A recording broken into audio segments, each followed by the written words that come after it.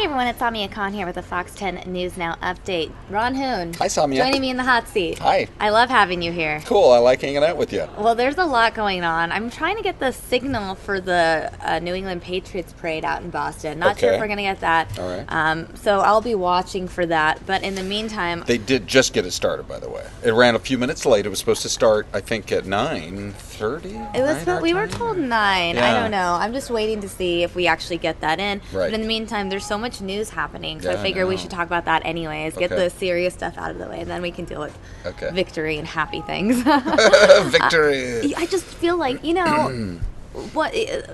usually have like a major event every few days, whatever. Right. I feel like 3 major events happened over the course of the last 24 hours. Okay. The Jordanian pilot being killed. Okay. So Yeah. that's really just a really entirely difficult situation. Then we have the train crash that occurred in New York yesterday evening. Right. And then this morning, which was like overnight for us, this plane crash in Taiwan where the video is insane because a dash cam actually captures video of the plane as it's crashing. And it's like really close, crazy video, and this plane crashes into the river. And it's you want to start with that one? We could start with that one since I've hyped it up so much. I mean, yeah. I do want to show everybody this video because, as you said, it is crazy. Yeah. So I'm not sure if this is going to be the slow-mo or the fast version. I mean, the real-time version, you almost have to blink and it's over, within about 2 seconds. But the slow-mode version, you can just see the belly of the plane, how close this guy on the dash cam came to being hit. Right. So let's watch. Okay, this is the slow-mo. How about the guy who's driving in front of him there, that taxi guy, the guy in the taxi? I mean, what do you think? Oh my! Oh, yeah. So this is a plane that when I first saw that, I thought that is a humongous plane. There could be hundreds of people on board.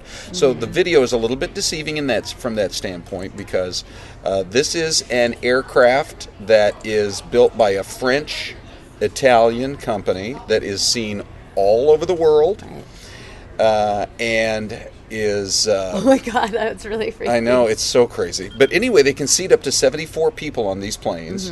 So it is more of a commuter style. But if you think about like when you're driving by Sky Harbor and you see the small commuter planes, it's not a small commuter plane. It's like one of the larger commuter planes that can get over 70 people in their configuration. This airline now this is its second bad crash in a year. And so it's going to really start to raise some questions. But we had a retired airline pilot on this morning. He says this thing is a workhorse used in, I think he said, over 100. It's either 100 countries or 100 different companies. This specific plane. They use this specific plane around the world, and it's got a pretty good track record. It's got good American-built engines in it, I believe, and he says he's certainly comfortable with it. So we shall see exactly what led up to it. But the real story is, did that pilot and we haven't heard that the pilot survived. I don't think he did, but he or she did that pilot purposely try to save everyone's life on board by crash landing it in the river, or was it just pure luck? Because it landed in a river. Right, which is the ideal situation, I guess, in a crash, because there were survivors. Yeah, 15 is what we think. And the reports were that some of them did have to be rescued by the rescue crews that got out there on the rafts, ASAP. It's happening right in town, and people saw it. I would imagine it was only a matter of minutes, but some of the reports were that at least a few people were able to get out of the plane and swim away from the plane in the cold water and then get over to the side of the river. So it's just, the video is incredible, and you always think about it. What would you do in a situation like that where it all unfolds so quickly?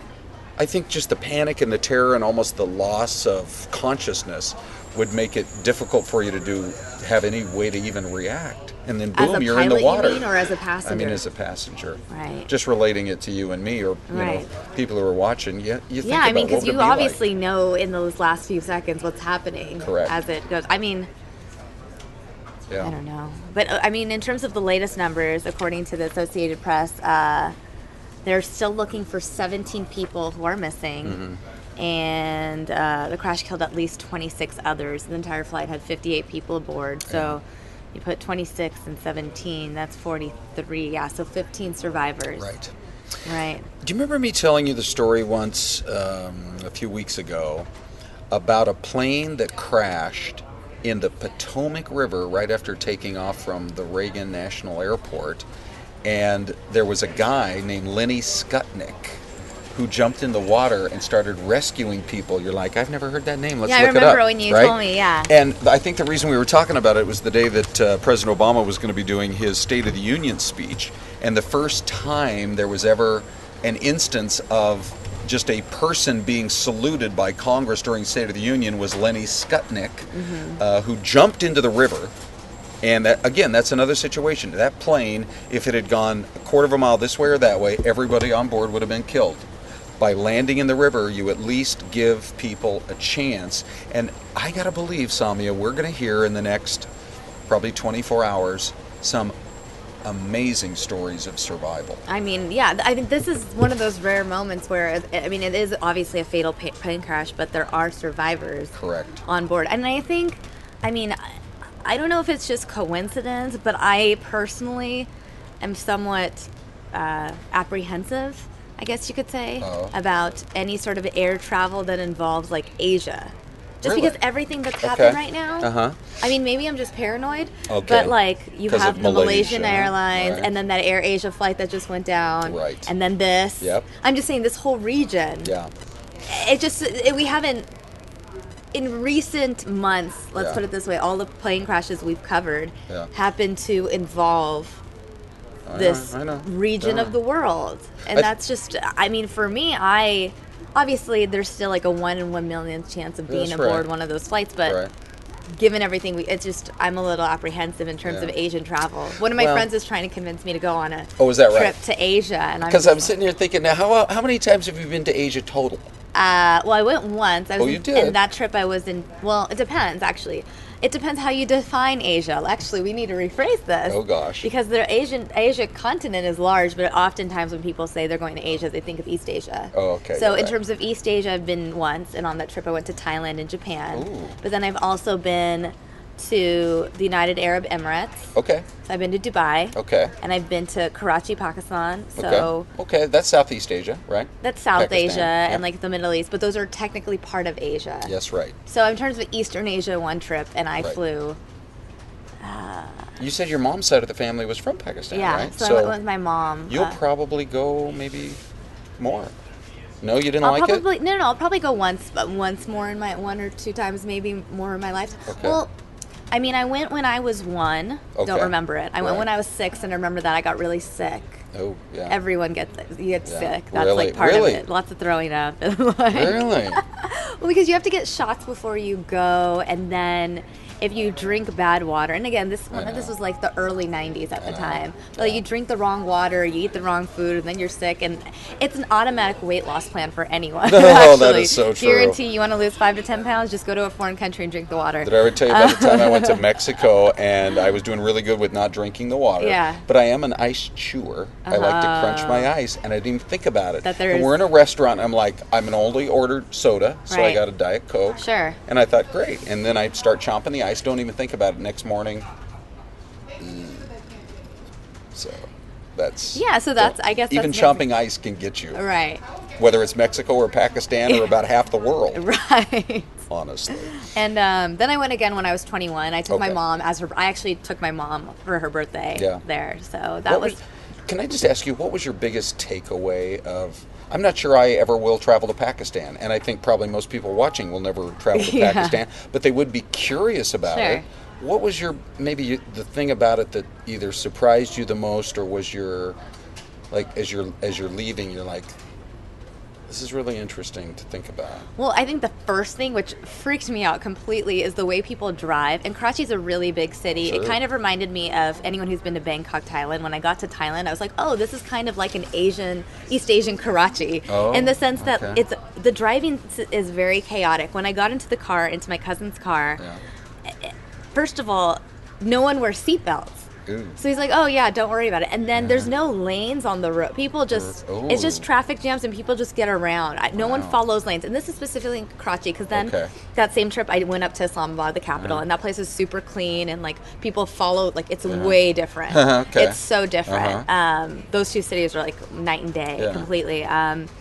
But I don't know. I think if anyone has seen a Bollywood movie and has seen images of India, it's very comparable. I mean, they were the same country at one point. So culturally speaking, there's a lot of like outdoor markets, and there's a lot of markets, and no price is ever set in stone. There's always a lot of like bargaining here and there. Okay, yeah, sure. A lot of bartering. I would like that. Yeah, no, it's great. I did the same thing in Thailand. I was just negotiating my way. I know. I tried to barter with the checkout lady at Basham's. Yeah, I don't think the barter system works here as much. But you have a lot of that.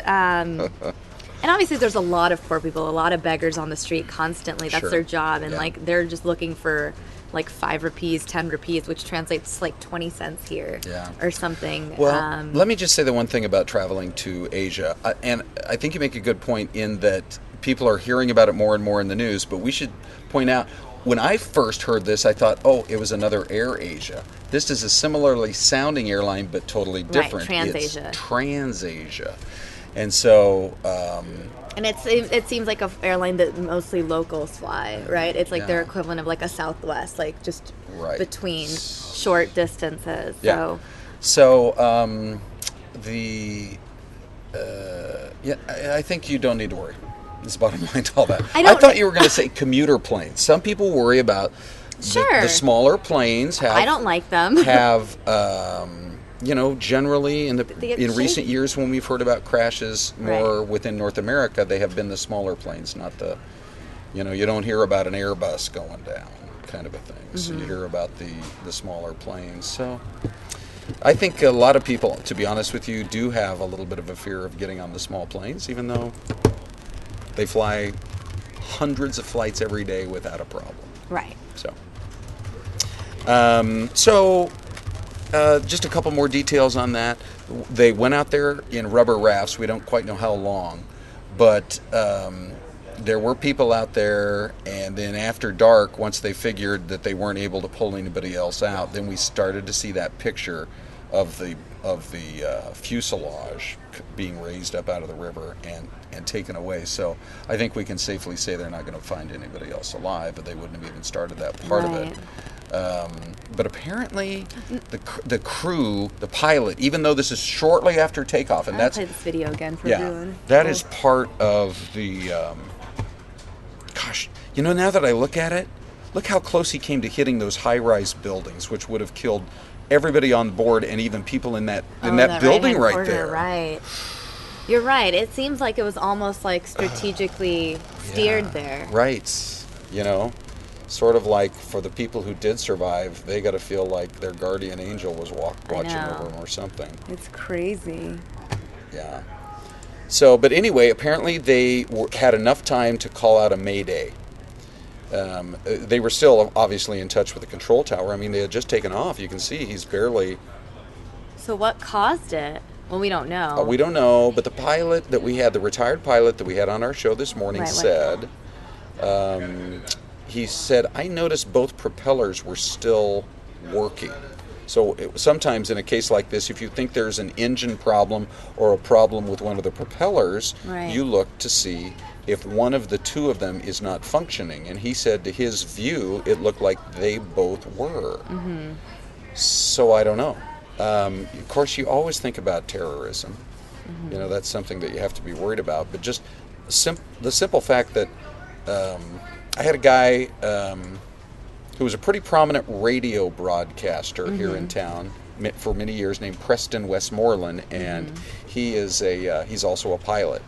And he said, really, when you think about it, the vast majority of air travel accidents, fatal crashes, happen right at landing time or right at takeoff time. So it's those couple of minutes as you're taking off or those couple of minutes as you're coming in for landing that 90% of them happen.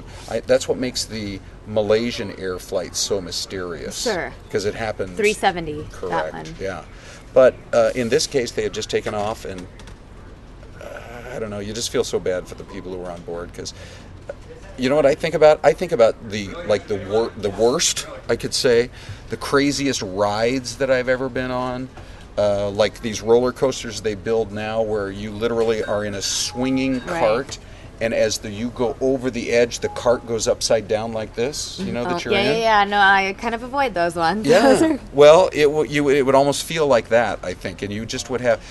I can just tell you, having been on one ride like that over in California, that it completely disorients you, and you can hardly even think about, you know, I don't think most people would even have had time to, you know, see their life flash before their eyes or whatever people talk about. It is unfortunate. I do want to check into YouTube and just see, obviously, all you viewers out there, please comment on our chat box, and we'd love to hear your thoughts both on, you know, what happened with this Taiwanese plane crash, and also just everything we'll be talking about. You can interact with us. I'll be checking YouTube periodically and reading your comments. Right now we have messages from Rachel Favela. Good morning, Samia, Hooner, and everyone watching.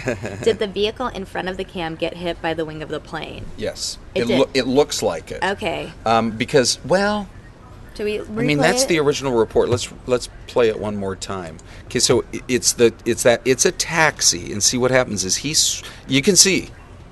Could you see it there? And the tip of the right wing. Well, right here, then it like slides over to the right-hand side. Correct. Watch. It gets pushed over, so then it hits the wall there. Yep. But then it keeps driving. Yeah. So we don't... There's so much to learn about this, but it does look like it makes impact with the upper portion of the van. Right. Because we've watched that video several times today. And then Chuck Doherty says, Samia and Ron, enjoy watching your Comcast. Chuck Doherty. Oh, hi. Hi, Chuck. Thank you, Chuck. It's nice to talk to you. I'm a Doherty. My grandma was a Doherty. I didn't know that. That's where I get my...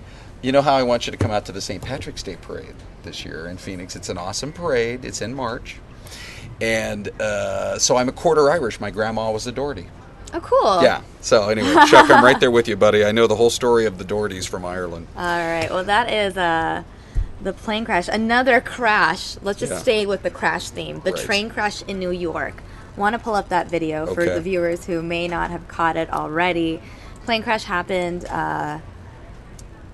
on, I think, the Harlem line. So they have the Metro North in New York has two lines that leave Grand Central, two separate lines that go north, the Harlem line and the Hudson line. Right. And this was the Harlem line. Right. And so it happened up there in Westchester County. Yep. I mean, because I ride the opposite line a lot, the Hudson line, because that's where my family is. Okay. And chopper is up. Got something breaking right now. Yeah. Okay.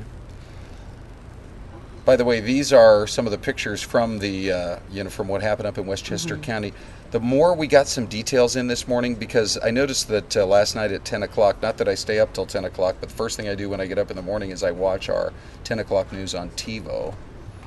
And I noticed that Troy led with this story because it's just so shocking. And I'm talking about they led with the plane crash, and then shortly after that they got into this train crash. And what we're learning this morning about the train crash is, what do you do in those seconds of panic and terror when you see a train bearing down on you and you have to compute in your head, do I jump out of my car and save my life, or do I stay in my car and try somehow to get out of this situation, save my vehicle, and potentially save the people on the train?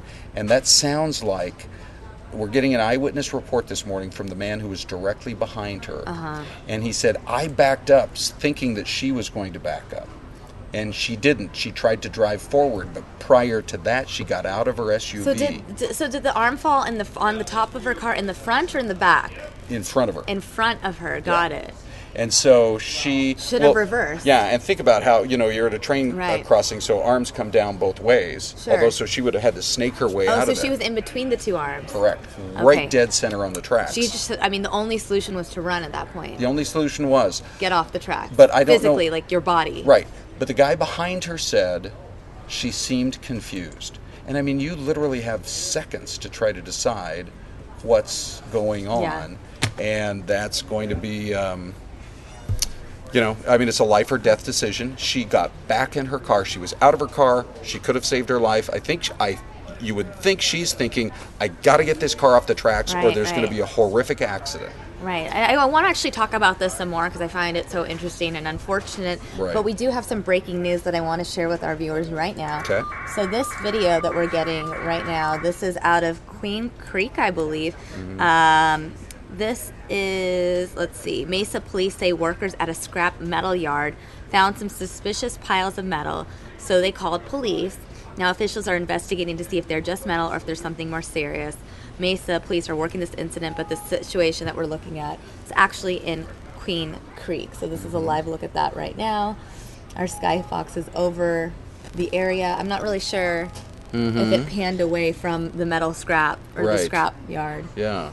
But we do have some breaking news out of kind of your neck of the woods. Yeah, I'm a Mesa guy. Yeah. So how far is like Queen Creek from where you live? I am out in East Mesa, so it's probably about 20 miles due south of me. Okay, got it. Although the interesting thing is, most people in Mesa, I think when you talk about any type of waste, there's the huge landfill, the Salt River landfill, which is where I, living in Mesa, if I have like a bunch of extra yard work I've done and I'm going to take a truckload, you always go to the Salt River landfill, which is just right there at the Beeline Highway where it meets Gilbert Road. Now this is obviously in a completely different part of the East Valley, all the way down south there in Queen Creek. But you think, look at these guys where they go and sort through this all the time. When have you ever heard about something so suspicious that the police have to be called? I know. I mean, what is it that they saw? What is considered suspicious piles of metal? Like, because I mean, it's a metal yard, a metal scrap yard. So you're supposed to find metal there. Right. Yeah. Exactly. So you don't know if it's something having to do with maybe a hazmat situation. Maybe there was something that they felt was literally threatening to them. So you'd have to presume there had to be some sort of a hazardous situation in order for them to call the police. Skyfox is flying around right now, showing us they've set up a big staging area down there. 1, 2, 3, 4. I get over a half a dozen Mesa police cars. I get fire trucks. I think even an ambulance. So you wonder if somebody came in contact with something, if they're bringing an ambulance out there, somebody came in contact with something that may have made someone sick, or truly worried enough that they felt like they had to get law enforcement out there right away. Strange. It is really weird. And look how big those piles of metal are. I mean, that's a big fire truck. Sure. Here, I feel like I'm pointing to everybody. Well, I mean, that's why I switched camera angles. No, because I was like, now good. it looks more like... But that's a big fire truck there, and those piles of metal to me look like they're 20, 25 feet tall. They got to get through all that. So this entire pile is brand new and suspicious? Is that what it is? Yeah. No, I don't think so. It wasn't there before? Yeah, I think it's something they must have just pulled off, right? Because there's a bunch of stuff on there that just looks like everyday, ordinary things. Right, and you don't typically see this kind of response, right? No. I mean, it's obviously something... I've never heard of something like this happening. Right.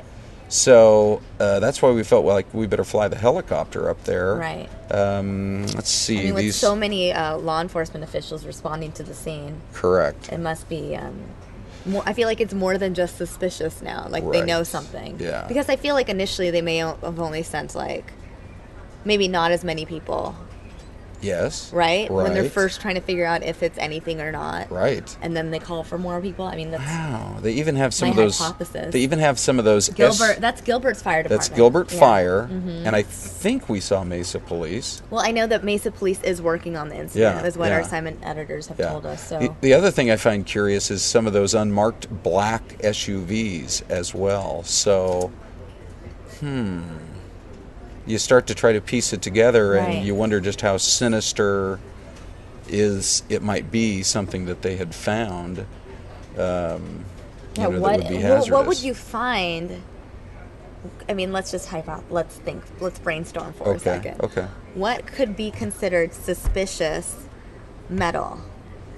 Well, it could be something hazardous, chemically. Something that might be the remnants of something explosive, or something that perhaps had some sort of a connection with, because sometimes when these reports first come out, you got to follow through over the next 15 minutes. It starts to sort itself out. But it could have something to do with even a case that they're working, where there's maybe a missing person or anything along those lines as well. I mean, I hate to even bring it up, but we've had reports in the past. I remember a few years ago up in northern Arizona of some body parts that were found in an old freezer, like a beat-up old freezer. Oh, wow. So it's unclear, but that is not a small number of police and fire Right, vehicles. There's a huge response. Yeah. That's why I'm concerned or curious at this point now. Right. As to what it could be. Yeah, no kidding. Okay, so we're going to keep working that story and get people up to speed on several others at the same time. We'll be in touch with our assignment desk. In fact, I might be able to get over there and get a few more details in the next couple of minutes as to exactly what they're learning about it. When the call came in, was it? You have to presume it was one of the workers there at the facility. It's a pretty remote area. Let's see what else they're take a look zooming in at on. this. I'm going to hide us for a while so we can see clearly. Okay, now, here's what I'm going to presume. Okay, so I see some news vehicles. Yes, indeed. I'm going to presume that these are... Oh, this is interesting. Okay, so here comes a guy who believes he's authorized to be out there, but you've got a police SUV blocking the way right now. So right, and all those cars are lined up outside. I wonder if those are workers there? Right. All their parking? If you're just tuning in here at 10:30, this is breaking news from News Now. Something is happening out in Queen Creek at a landfill facility that has raised a lot of concern. We have vehicles in large number pulled over to the side of the road. When I first saw that, I thought perhaps those could be the employees' vehicles that they want completely off scene. Right. And that would lead you to believe it might still be potentially a scene that they don't fully have under control yet. They want to get people out of there if it's something of an explosive nature or of a chemical nature. But they want everybody all the way out and completely removed. And you're right. As this story continues to unfold, we're getting, you're getting the news vehicles pulling up, and we're working our law enforcement sources at the same time. It's obviously a great deal of concern for the people who are working there.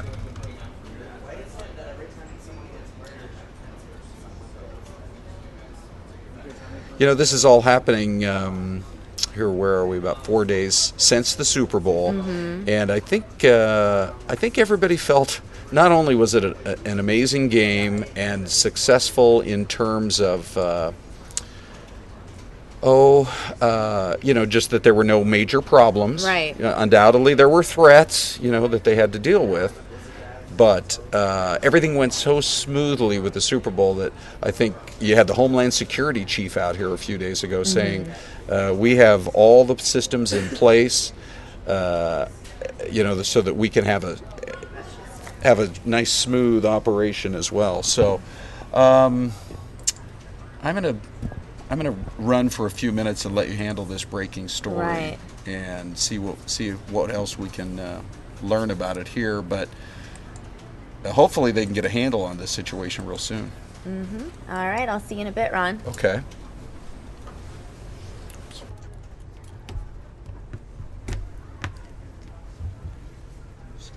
All right, it looks like I'm going to continue to monitor this situation and check in with our assignment desk in a little bit, and I will bring you more updates later as I get this information, as we get new information. In the meantime, I want to tell you about a few other stories. So let me just look at my list right now. So there are a couple of stories I want to talk to you about and update you guys on here locally, in fact. So yesterday we brought you this breaking news out of Scottsdale where 2 people were killed in a murder-suicide. Now, we've gotten more details regarding this situation. We know that it was a husband and a wife. A husband had shot his wife and then shot himself. They had 2 young children, now both without parents. This happened in a relatively wealthy neighborhood of Scottsdale, and actually Ty Brennan was on this story yesterday. I believe we have another reporter on the story today. I think Mia Garcia is doing a follow-up. But in the meantime, for those of you who don't know the story, I actually want to play Ty's story for you from last night so you can get an update on that.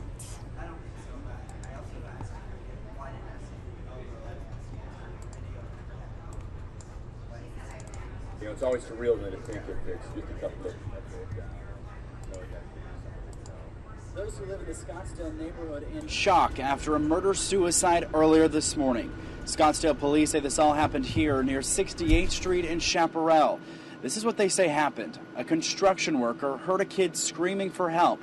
Bravely, that construction worker ran across the street and into the house where he found a man and woman struggling over a handgun. He intervened and wrestled the handgun away from the male subject, took the young child and the female and moved them from the house across the street. But seconds later, the man returns with another gun. He tells the construction worker to back off and watch the kid. At that time, what we believe happens is that the male subject shoots the female and then shoots himself. He couldn't give me any details. He just told me that he was in shock holding the boy, but he didn't give me any details.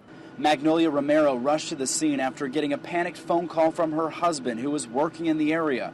He helped comfort the kid after the traumatic incident. I thought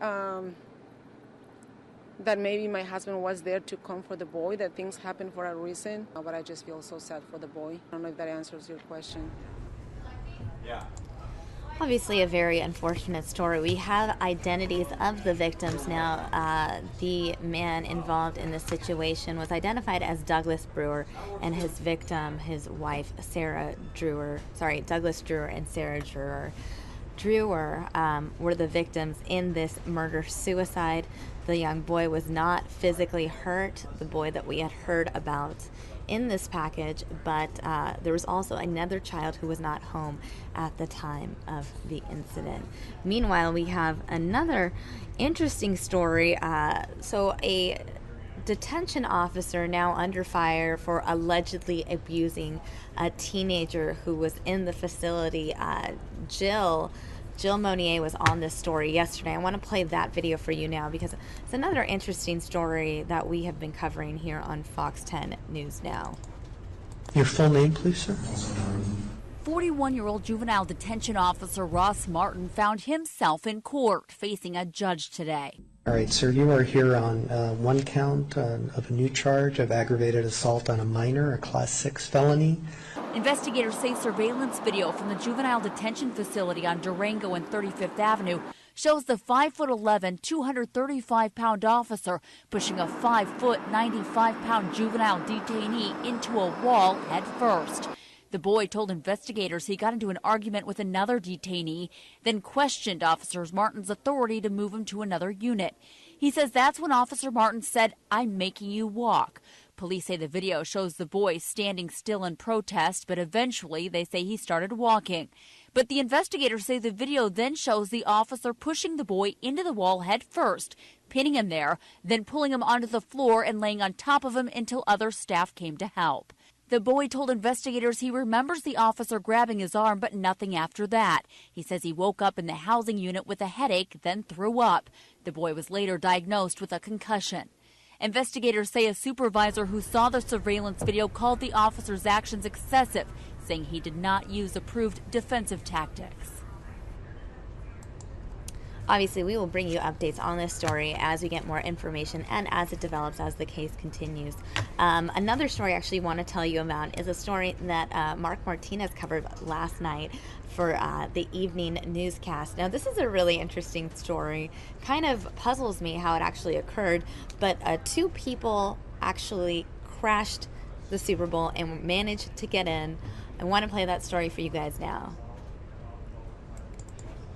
Well, these 2 men from Ireland follow NFL football very closely. One of them is a huge Seahawks fan, the other a big Patriots fan, and they were determined to see them play in Glendale. But there was only one problem. They had no tickets to the Super Bowl. but they say they found a way around that. You've heard of wedding crashers. Patrick McAvoy and Richard Whalen are Super Bowl crashers. They say they got into University of Phoenix Stadium to see the big game without a ticket. We kind of walked straight in the front door and nobody asked us any questions. So. Just the day before the big game, he tweeted out this picture, saying he had just been interviewed by the NFL Network and hoped the FaceTime would land him tickets. Well, that didn't happen. So on Super Bowl Sunday, they went to the stadium, expecting to watch the game at one of the bars nearby. And that's when they hatched their crazy idea of somehow making it inside. The first place we tried to get in, obviously they were like, no guys, you don't have a ticket, you can't get in. Then we went up to 2 security guards and we just asked them, we said, here guys, what's the best way to sneak in? Kind of jokingly. But they thought it was funny, so they kind of guided us a little bit, try that second tent on the left. There's only one girl working there, and security's not really tight there. He says they decided they'd walk to that security tent with confidence, like they belonged there. And the next step was coming up to the door. We hid behind these kind of first aid workers. There was a big group of them, maybe 20 people. And me and Paul just kind of blended in behind them. And then when we got to the door, when they were getting checked, we kind of just, saw an opening on the right-hand side where there was another security guard, but he was on his phone and seemed a little bit lax as well. And so we just went straight through that door. And they were in. And by halftime, they found seats. We were talking to one guy, and he told us at halftime that there was the girls that were sitting beside him were going either backstage or they were doing something for the halftime show, and that they weren't going to be coming back for the second half. But we ended up getting their tickets then for the rest of the game. And this is actually Whelan's second Super Bowl, but he paid for a ticket last year, and he says he'll be looking for tickets for a third Super Bowl next year ahead of time. Marc Martinez, Fox 10 News. All right. Okay. I'm actually really impressed with that story. But I'm also wondering, okay, well, obviously with all this publicity, hey, these two snuck into the Super Bowl and they're bragging about it. I'm wondering if, the NFL are going to crack down on them. I mean, is that illegal? Does anyone get in trouble? Or is it just a fun story? I don't know. I wanted to hear what you guys have to say here on YouTube because I'm really entertained by that story. And I'm kind of secretly thinking, oh, my God, that's genius. Why didn't I think about it? But obviously, I would have gotten in trouble if I did it. But I want to know your guys' thoughts. I'm actually going to check our YouTube chat right now to see if you guys are saying anything new since I last checked it out. Let's see. Oh, we got some new comments. Love hearing from you guys. Let's see. Gerald Damon would ever ride a roller coaster called Light at the end of the tunnel. Would we ever ride a roller coaster called Light at the end of the tunnel? If you're asking me that question, the answer is no. Well, you know what? I don't know. If it was a roller coaster that had been proven safe and I'd seen many, many people ride on it, sure, why not? Because I have gone on some of the biggest roller coasters at Six Flags Magic Mountain outside of Los Angeles, and I'm not really afraid of those. So maybe I would, Jarrell. Maybe I would. I don't know. And Chuck Doherty, I am in a Queen Creek area and do not recognize where this is located. However, I can hear a helicopter outside faintly. Chuck, thanks so much for that update. Actually, I'm going to go live back to those photos from the Queen Creek area. You can see we have live images there. This is the metal scrapyard where police are currently investigating metal. This is Mesa Police investigating this incident. What we know so far is that suspicious metal was found and police are looking to see if it is a larger threat than it actually is.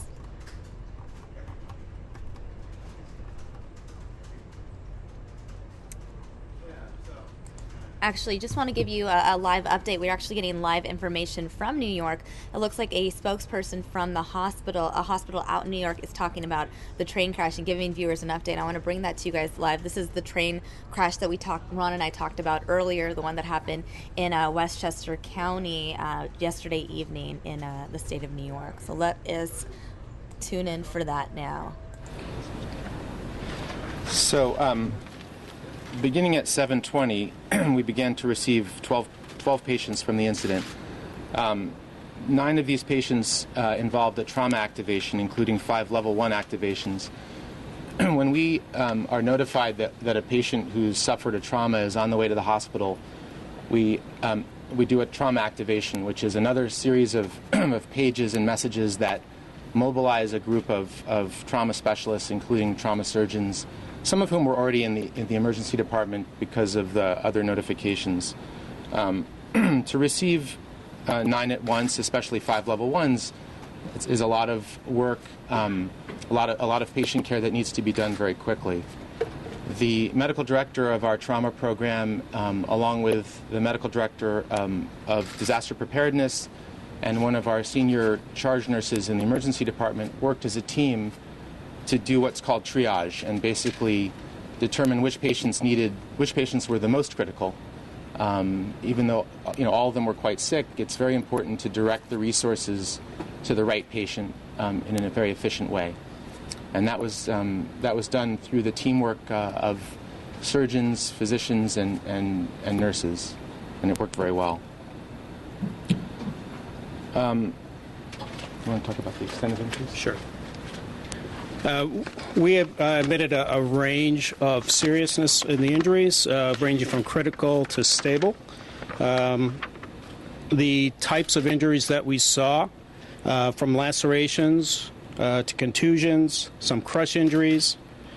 We had some open fractures and some dislocations, as well as smoke inhalation exposure and flame burn injuries. The current status of our patients is that one patient remains in critical condition, one patient remains in serious condition, 4 patients are in fair condition, and 2 patients remain in good condition. We were able to have 4 patients discharged throughout the nighttime. Can you repeat that again, the status of the patient, please? There's 1 in critical condition, 1 in serious condition, 4 in fair condition,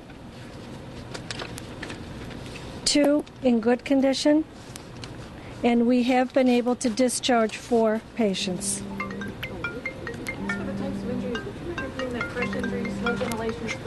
Sure. Lacerations, contusions, crush injuries, open fractures, dislocations, smoke inhalation, and flame burn injuries. Was one more prevalent over the others, or was it equal in terms of the injury? There's varying degrees of injuries. Some patients had burns, some patients had smoke inhalation, some just had orthopedic injuries, ranging from from serious to stable condition. Not prepared to go into any further detail regarding the injuries. Can you give us a sense of, in your experience, how this situation compared to past traumas that you've had to treat? Well, I guess the silver lining here is that the injuries and the extent of the injuries weren't as serious as they could be, comparatively to some other major trauma activations that could have, we could have received a lot more patients, a lot more serious injuries, and it could have resulted in a lot more deaths. So we are thankful for that. And when we were, the initial word, obviously a northbound train during rush hour, there are a lot more than 12 people on it, and initial word was that we might be receiving a lot more patients. So and so we were preparing to receive far more, and unfortunately the majority of the patients on the train were not seriously injured. And we do want to recognize the efforts of the first responders as well as the staff at the Westchester Medical Center, because it was through their quick actions and their quick prompt medical attention that we mitigated any further seriousness of the patients who were injured. Can you tell us about age and gender? Age and gender of the patients? We're not able to share any specifics about specific patient information at this time. You did mention that there were some pediatric patients. Just curious, were there any families that were brought in? I believe the pediatric patients were when Dr. Miller was sharing. We currently, in the emergency room, when this occurred, we have an emergency room that is equipped to care for pediatric and adult patients. So I believe that's what you were mentioning. That's what I meant. The 40 that I referred to were the patients in the department at the time of the first call. So one of the issues. They were already here. There were children already here, unrelated to this incident. Okay. But there were no children brought in as a result of the train accident. Correct. And of the 8 patients who are still here, can you say how many of those have some burn injuries? There are currently 3 burn patients in the hospital. Yes. And are any of those the critical or serious? We really, for patient privacy, we really have to stay away from specifics. We give you a range. We don't know who you're talking about, Doctor. So, just in general, in terms of a prognosis for the most seriously injured, what can you tell us about the lives they will lead down the road, based on the injuries that you've treated? Sure. I can tell you that the burn patients, the injuries weren't as severe as they could have been. The most critical patient or the most serious injured patient, his condition is serious but is not critical. And 8 patients remain hospitalized as of this moment, correct? Correct. Dr. Miller, can you, in layman's terms, give us what are the particular challenges that you all face when dealing with 5 level 1 activations? Well, I mean, the first is to direct the resources to the correct patients. If you spend too much effort on the wrong patient, then other patients might not get the right amount of resources. So that's where triage comes in, and that sorting process. How do you base that decision? What are the factors that help you decide that? As Patty mentioned, communication with EMS, with first responders, is very, very important. Whatever information we can get from the field in advance allows us to pre-plan. And when a patient rolls in, direct them to the right trauma bay, the right location, with the right staff. And then when you have physicians and nurses working together to do a quick evaluation and redirect patients as necessary, and you have a range of staging areas that have been set up. We mentioned the 40 patients in the emergency department because it was busy at the time of the call. And one of the things that the hospital did wonderfully was to move those patients to make room for the incoming patients. And obviously, those patients have needs too, so it has to be done very carefully. You mentioned level 1. Exactly what constitutes level 1 injury? So level 1 activation is our highest level of trauma activation, and there are criteria that we use here. It's a long policy, but what it boils down to is the likelihood of having to go to the operating room rapidly or being critically ill. So that a level 1 trauma activation is going to include more resources, a trauma attending surgeon in the room, and messages to the operating room to prepare an OR. Much of this was already happening. I mean, as we said, there were 4 trauma surgeons in the ED because of the mass casualty incident mobilization. But that's what a level 1 trauma is meant to do. And how many of those patients ended up in OR? I don't know how many of them went to the OR. I don't have a concrete answer for that, because some patients went to the OR right away, and others, I knew, had to go to the OR later. Sometimes in trauma surgery, often that's staged. That's done in stages. So there's patients go to the OR initially for stabilization, come back to the intensive care unit, and go back to the OR the next day. So it's safe to say several were taken to OR. Absolutely. Dr. Miller, if you can recap, you said at the beginning that you were expecting, you have been prepared for something of major proportions. But in reality, if you can resume what exactly you were preparing for and what was the actual fact, how many patients in total were brought in? Well, so I mean, as the regional trauma center and the regional burn center, and pediatric trauma center, our mission is to be prepared for this sort of thing, and we get every day many patients transferred to us from other institutions that have lesser capabilities. So for this accident in particular? For this particular accident, we had calls from EMS and first responders, but we also learned some things from the media, from you folks, and there was a range of numbers that I was aware of at the time, anywhere from 10 to over 100. In reality, how many patients were brought in total? 12. So, we have one of the things that we do in order to receive a large number of patients at once is to have sort of pre-registered packets. You've all been to the hospital, and you know that you register, and that takes a few minutes. We do it very quickly, but even a few minutes, if you're getting 100 patients, that's way too much time. So we have pre-registered disaster packets that have everything that the doctors and nurses need to immediately identify someone, label them, and safely treat them. And one last question on my behalf. Were you surprised, or were you expecting something bigger, given the magnitude of the catastrophe, of the side of the disaster that it was? Are you surprised that there were no more casualties or more injuries? Well, we all know that there were a number of people who died at the scene, and I would have rather had, 6 more patients than to have patients die at the scene. I don't know how to. I was happy that there weren't more people injured. At one point, I think there were 300 people that had been on the train that were in a gym somewhere close by, being evaluated, and I guess we thought that some of them might come to the emergency department, but I think in the end, none of them did. We won't know who you're talking about, obviously, but what would you describe as the worst injury of those 12 people that came in here after this accident? I really can't single out, even anonymously. There's a lot of information that gets out, and then it's possible to trace back what I described to a particular patient. So we really just don't comment on specific patients. I'm sorry. One or two more, please. So you did mention that you get patients typically from all over the region, but in this case, the trauma center is very close. What role did that play in aiding the people who were injured, particularly those most seriously injured? Well, it's true. I mean, as I arrived, I could see the helicopters, from the spraying as I pulled into the hospital entrance. So it's literally just a couple of miles away. So it was in our community, and that played a role. I mean, on a cold night, it's excellent to be able to have a short transport time. And that's true in general of all trauma patients.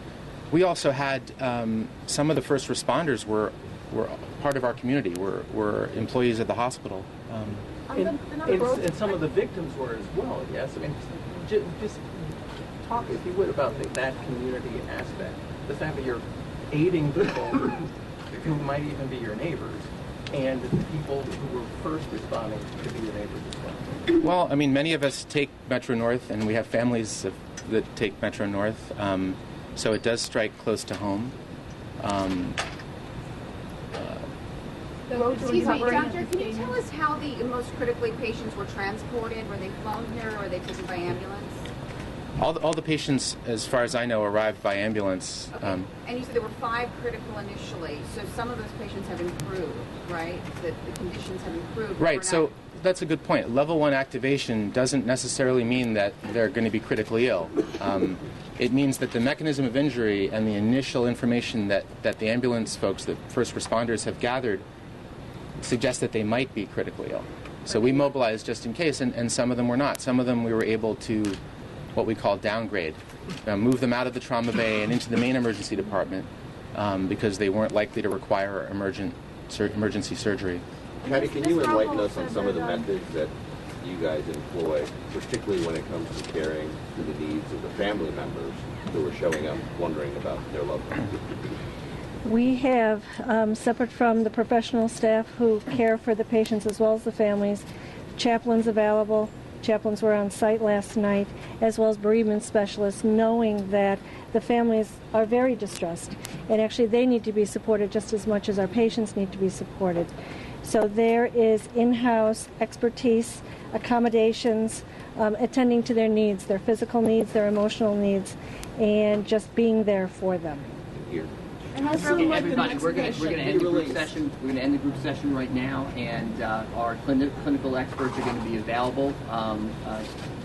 Dr. Miller and Patricia Roble are going to be available over here. Dr. Stokowski is going to be available on the back over there to set up the...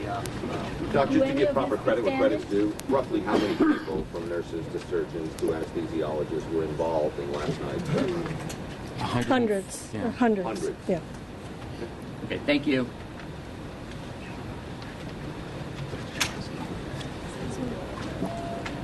Excuse me, does any of the doctors speak Spanish by any chance? All right, so that was an update from doctors out in New York, doctors who are treating the patients in the the patients from yesterday's train crash, the one that you and I had talked about earlier, Right. which I wanted to talk more about anyways, because just to recap, viewers who may now just be tuning in may not know the full story. So what happened was a woman's SUV was stuck in the middle, stuck on the train tracks, Right. correct? Yeah, rush hour traffic, Westchester County, you might as well still be in New York. I mean, not in Manhattan, but it's still very busy, and that's where a lot of people who work in New York live, is up there. Right. That's actually up not far from, in fact, in Westchester County is Chappaqua, where the Clintons live, where Hill and Hillary Clinton live. I have family up there too. Up in Westchester. Okay. So you can imagine, so you had all these people who got on board that train. Right. And down there at Grand Central. It takes about 45 minutes to get up there. And then this happens where the woman is in a life or death situation and has to make a snap decision on what you do. In that situation, it's like, I don't know why she. I mean, why didn't she run? And the witness why didn't there, she run? The witness is saying that she seemed confused, and I guess that's the only way to explain it, because, when this train, the signal starts signaling, you should automatically assume that a train is coming. You should, naturally. Sure. You shouldn't just assume that, they accidentally fell. Yeah, I mean, you're stuck, you go this far. Number one, you're not ever supposed to cross train tracks, but you see people do it. When you're approaching, I mean, if traffic is stopped, and obviously it's like stop and go, right, because it's rush hour, right, and traffic is stopped, and you can see the person in front of you is moving over the train tracks, you're supposed to wait for them to clear it, right, before you, because if everybody's inching along, it will happen all the time. And so she should not have been on those train tracks for starters. She should have waited until the guy in front of her cleared it, then you go ahead and clear it. And instead she gets stuck like that. So that is just it's a sad story. Oh, yeah. But again, she got out of her car, she tried to wiggle the gate. And you can hear it coming, and you can hear the bells, you can see the lights flashing. If she leaves her car there, there still would have been a crash. Right. People on board still may have died. Right. But this woman would have at least saved her own life. Yeah. I mean, it's not the ideal situation. Ideally, this crash wouldn't have happened. But, I mean, if you're going to go so far as to, drive on the train tracks, be stopped on train tracks. Right. Then I would think, get out of the car. And this is the thing. Like here locally, I don't know how frequently trains go through here. I know in California, when you cross train tracks, you don't really have that much train activity. But in New York, a lot of people rely on these routes to get home. Yeah. Everyone does. This is a commute. I mean, people use the MTA, that's MTA North to go on both of these lines because, like you said, a lot of people live in Westchester County, and this was during rush hour. Right. And these trains go I want to say they come every half hour. Oh, is that right? Yeah, because I would go up to my aunt and uncle's place a lot when I would be in New York City. Okay. And if I missed one at like 5:11, I could go back on like 5:50. Okay. Like the trains come that often. So knowing that as a local resident, I would think if I lived there to never cross, just to be extra cautious because there's so much train activity. Yeah. So. Just trying to send a little message there. Do you know how to click on that box? Oh, it is clicked. Just have them come by and see us real quick. So I know you've got that video from overnight, and when you see how the smoke is still pouring out of this train, and you got firefighters right on hand. Of course, it's been so snowy out there that you got the fire and you got the ice, right, the snow, but it had to be terrifying for people who were there, who not everybody could get out alive, and you got people, I'm sure they're just scrambling and screaming, and you don't know. It's dark. Obviously the power goes out, and it's just really a bad situation.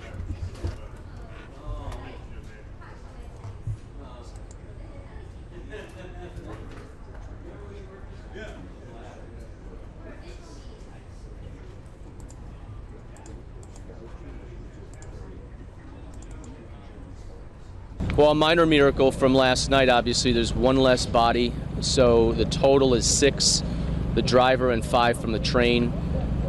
The families are being gathered a little later at the medical examiner's office. With the exception of one of the bodies, all of them were beyond recognition, so they're going to need forms of dental records, etc., to try to identify the bodies. Our Department of Community Mental Health experts and professionals are on scene to help with the families coping. And I just got off the phone with Tom Prendergrass, the chairman of the MTA. The NTSB is coming up. They're expected to be here this morning to examine the accident scene and try to determine a cause. The track work is going to be required, about 400 feet for the third rail needs to be replaced. The train never derailed, but has to stay on site until the NTSB releases it. So at least for the foreseeable future, probably through today, that train will remain on the tracks. All right, you just heard from an official out in New York. That is from a press conference that was held early this morning to give an update on the train crash and the latest information there. Now, I took you back to live images courtesy of Skyfox. This is suspicious metal that was found in Queen Creek. Want to give you an update on what is happening right now. It appears that there is a robot there that officials are using to investigate whether there is a bomb or not. Robots are typically used to detonate an object, or at least investigate it, and have cameras on them so investigators can see the object up close without having to physically get as close to it. So that is the update we have right now from Queen Creek, where suspicious metal was found.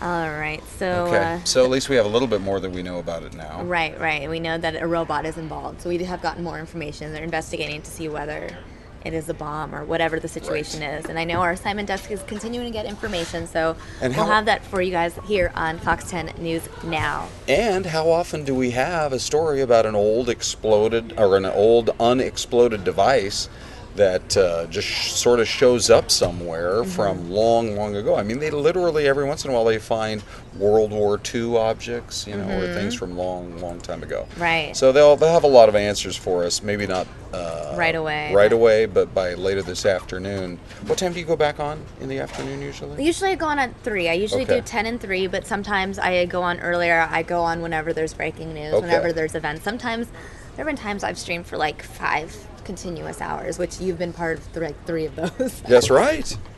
That's correct. So yeah, usually I go on this afternoon at 3. Right. So that is my scheduled time to go on. In the meantime, we have one other news story that we did not get to talk about. Okay. And then we go into more of our fun topical conversations. Okay. Want to talk about the whole Jordanian pilot being killed by ISIS. Yeah, I know. That is just... I mean, yesterday, John Hook and I talked about it briefly because that's when the news had just broke, just yesterday afternoon. And, you know, it's since then, Jordan has executed 2 of its prisoners in response. I know. To, you know, what happened. And they promise more. Right, because people are mad. People are pissed. I mean, just to put it out there, people are angry. This guy was a 26-year-old pilot. Right. Whose plane was either crashed or shot down. You have conflicting reports there. Right.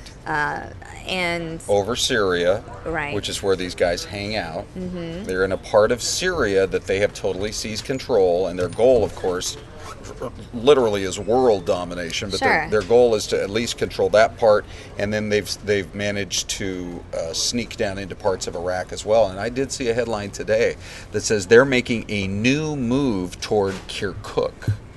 Where's there that? In Iraq, okay, which was a city that took the United States and our military a long time to get in there, you know, and really start to make some some headway in it. So it's just so frustrating to see these guys like ISIS trying to take over more and more ground. So there's going to be a battle for Kirkuk. But I think the thing that is most startling about yesterday and that whole situation is here you have a new kind of video.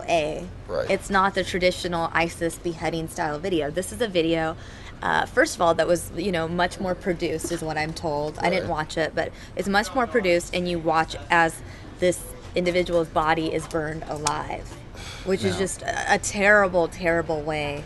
I mean, both their acts. I mean, whether it's beheading or being burned alive, those are terrible ways to die, and for them to kill those people in this way. And then in this situation, you now have someone who's part of the Muslim world, the Arab world, who has sort of been sacrificed in this way. Right. And people in Jordan are not happy. No. They are not happy at all. They marched to the king's palace, to King Abdullah's palace, and the translation of the chant, from what I heard via the translation, is, "We will wear the uniform of our nation. We will fight and defeat ISIS." Right. That's what they were chanting. They are marching up to the king's palace and saying, "Give us army uniforms, train us, let us go join this fight." That's incredible. The thing is, it's such a vicious attack. Right. And I think, the way that, when the whole, the France shootings occurred and the hashtag that was trending was like, Je suis Charlie, like I am Charlie. Yes. Hebdo.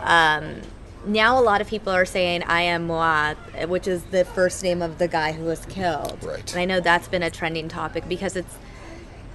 Yeah. I mean, and what's interesting, I was reading an article online from one of the news networks out there, and there was an interview with the French journalist, I believe, who was released.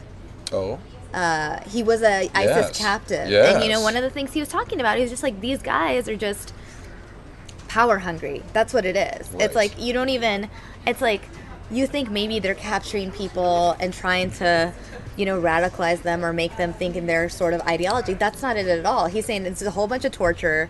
There's no sight of religion in there. Mm-hmm. It's not even like, he's like, I didn't see one Quran in there at all. Like, is that right? Yeah, that's what he was saying. And so it's like, it's just this whole thing of like power and instilling fear. And I think what he was trying to explain is that it's wanting to just take over this region to have the power and control and run it has nothing, and they're kind of using whatever words they can use to recruit, to support. Right. And I think that actually makes a lot of sense. It's like you use, a religion that a lot of people are a part of as a front to get your recruits, but these heads of this whole organization are really just there to gain power, to take land, and to terrorize. I really feel like it's just this power trip. Sure it is. Like evil people have this power trip. It's sure like what Hitler did. It's just like you have this power and now you want to just exert it. And someone on I was listening to one of the news radio stations this morning. I can't remember which one, but there was an analyst or someone in speaking, and I think he said it best. He's like, these people are trying to be God. Okay. And I was like, that's a really powerful. It's just like you're just.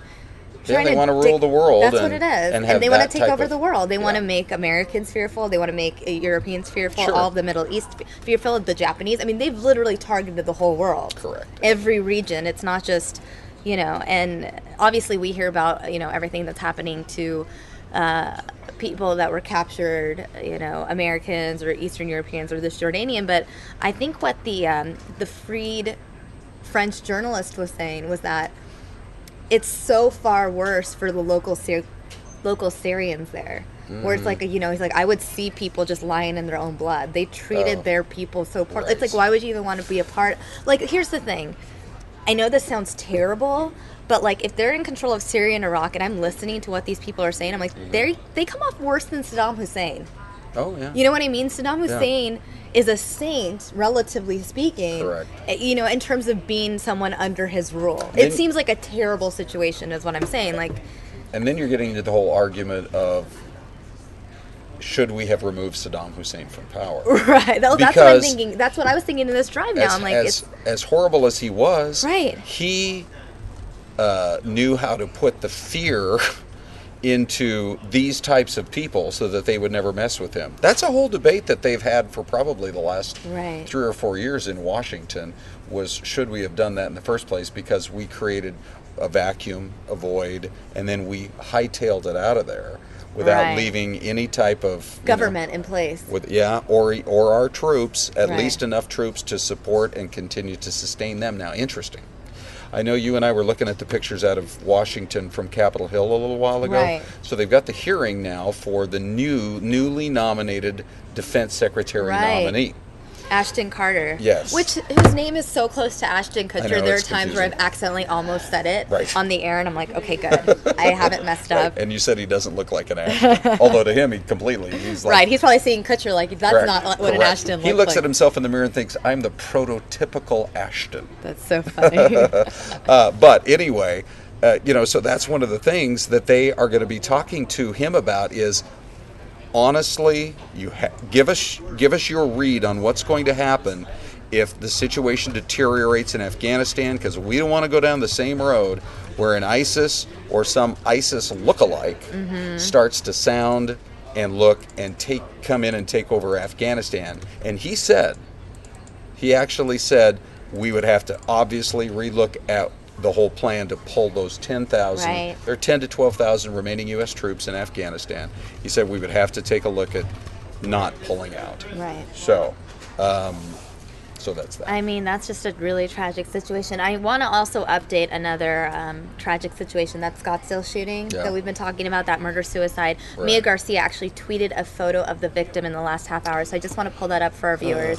This is the victim, Sarah Drewer. She was, I believe, 33 years old, killed by her husband in a murder-suicide. Her husband, I think he was like 46 years old. Yep.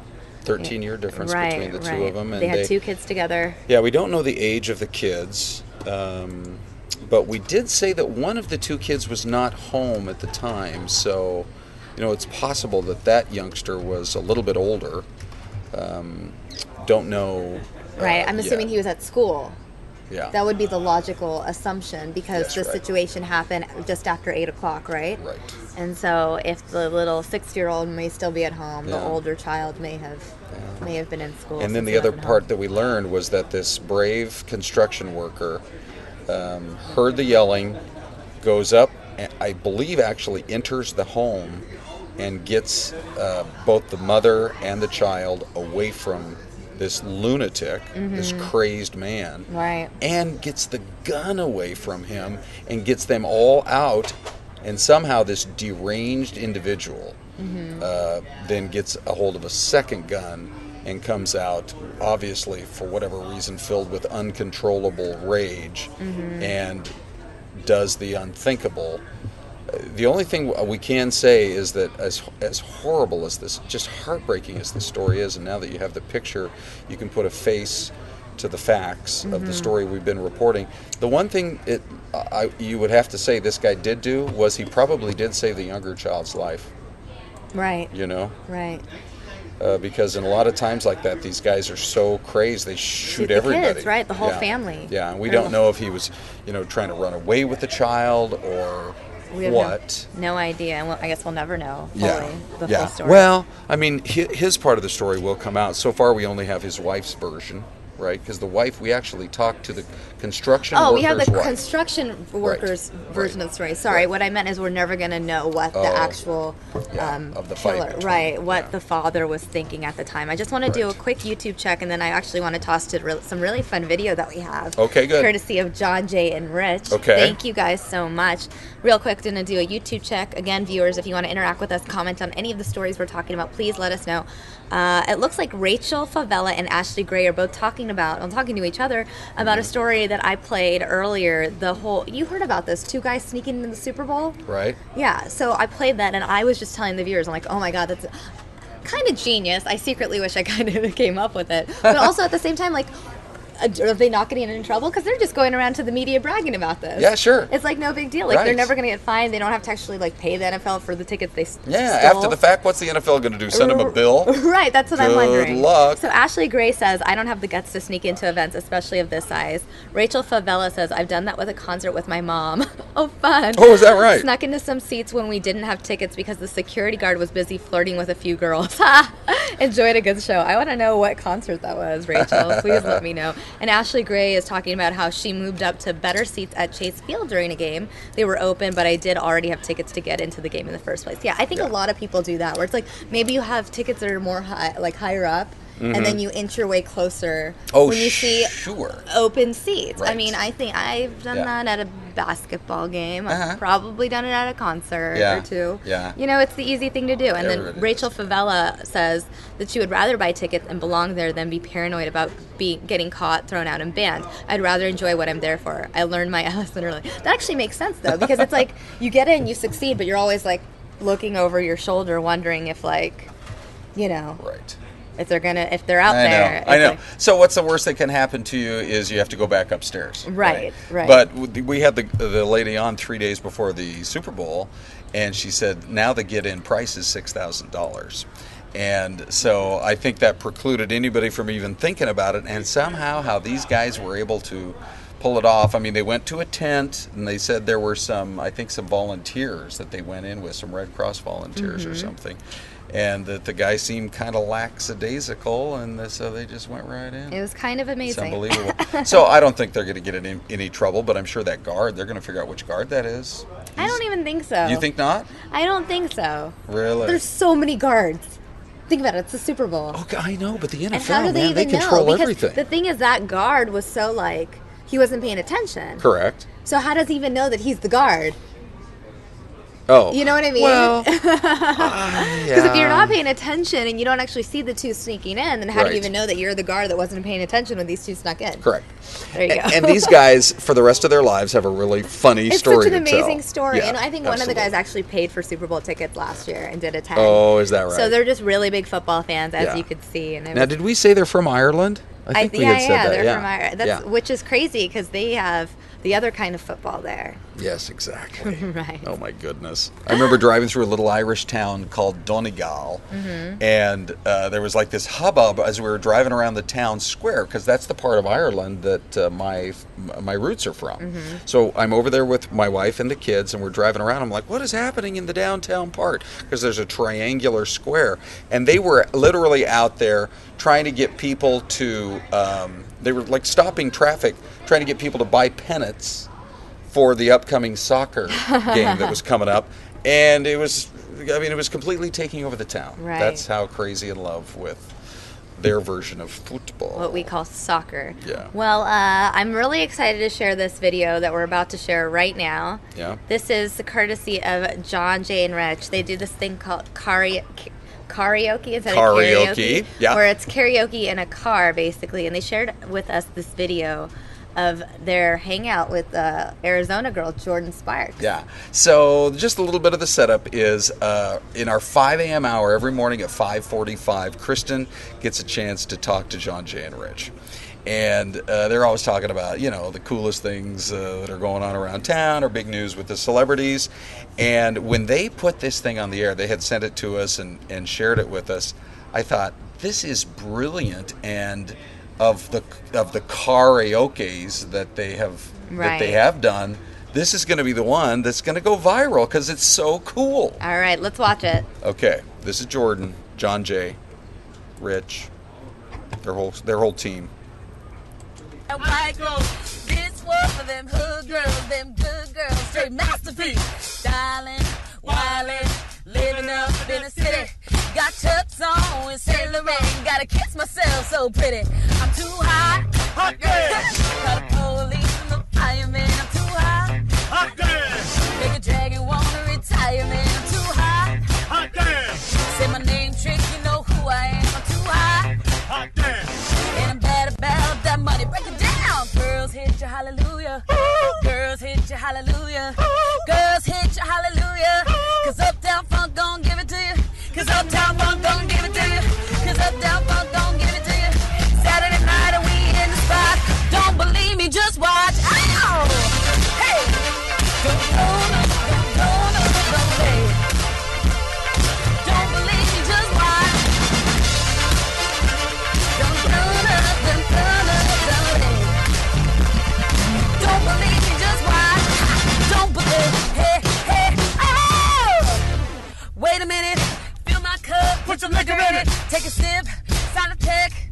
John Jay, get the stretch, hey! Show up. Oh, Harlem, sorry. Jackson, Mississippi. If we show up, we gon' show out. Smoother than a fresh dry slippy. I'm too hot. Hot damn. Call the police and the fireman. I'm too hot.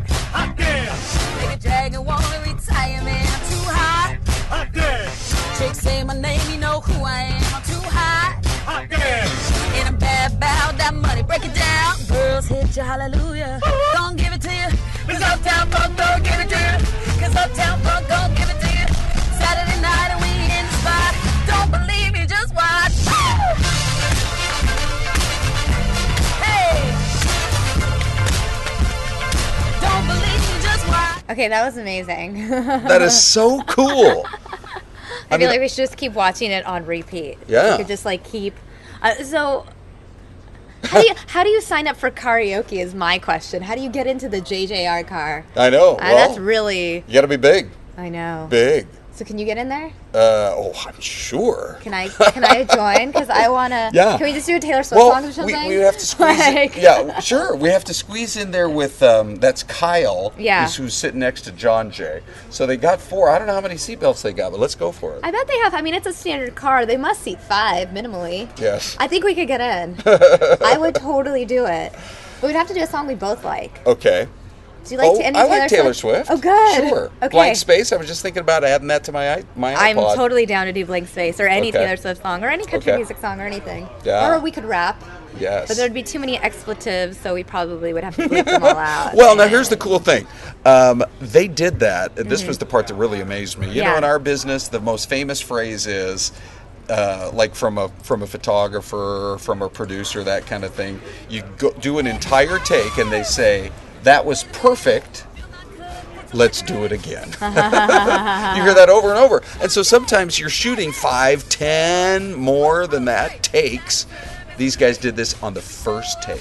So good. So they just have multiple cameras in there. Yeah. GoPros. Right? So what do you think? 3? At least do I see 3 Yeah, because different there's GoPros? this one. There's the one right in front of Jordan. Yes. And then we have this one up here at the top of the car and then the center. So I see 3 right now. That's the same one that we used before. Right. I wonder if they did very much... and then the center cam again. Yeah. And then the top one. Okay, yeah, there's 3. I think I want to install a GoPro in my car. Really? Which, is it going to point at you or more like a dash cam type? Oh, no, point at me. Because do you understand? I always come in here and complain about how much traffic I have. Yes. And how much I hate it. Oh, you do. Maybe I should just take advantage of the time I have. And maybe make some videos. Yeah. I don't know. Well, why not? Just a thought. Or you could just start ranting about traffic or ranting about whatever the thing is. And then I could tell you about it the next day. There you go. This is my car rant. I just think this has the potential to really go viral, you know? It's fun. Yeah. So when did this video come out? I think they just put it up on their John Jay and Rich page yesterday. Okay. I don't know, but I guess they probably shot it yesterday. Let's see. I'm going to check in with what our viewers are saying, by the way. Yep. Ashley Gray, very excited to see Jordan Sparks. Just says Jordan with like 4 exclamation points. I'm sure she's loving this video. Right. Rachel Favela saying her voice is so beautiful. I wish I sounded that good while jamming out in my car. Yeah. She's kind of an American Idol. She was an Arizona Idol too, right? Uh-huh. But I learned, and then right, Ashley Gray follows up. She just proves even more why she won American Idol. And then Randy M chimed in on our previous conversation about the 2 guys that snuck into the Super Bowl saying, I think if I just saved $12,000 on 2 tickets, I could enjoy the game even more. Yeah, for sure. Right. Well, so the thing about Jordan is, you know, we all remember her so fondly when she was just a kid. You know, when she came in here and won that Arizona Idol. And back in those days, we would literally go over there and take over what at the time was called the Dodge Theater. Now it's the Comerica. And we would have contestants come in. And we really put on quite a show. I remember one year we actually had Glenn Campbell do the entertainment up on stage. It was really cool. I mean, here's this legend singing all of his songs. And you could just tell that Jordan really had something about her that was really special and Well, she has a good smile. There's that. Yeah. And then vocally, she's really talented. And it looks like she's just down to have fun. Yeah. And she totally stays in touch with her roots. Right. You know, she loves the Valley, and the Valley loves her. And Look how much fun she's having. Yeah, and this is what I'm saying. Karaoke sounds so fun. Yeah. We should work on getting an invite. That's all I'm saying. See, I sort of feel bad that our face is covering up John Jay. I know. Rich, because he's working it, right? Yeah, let's get him back in here. Do you want to see a little more of Rich?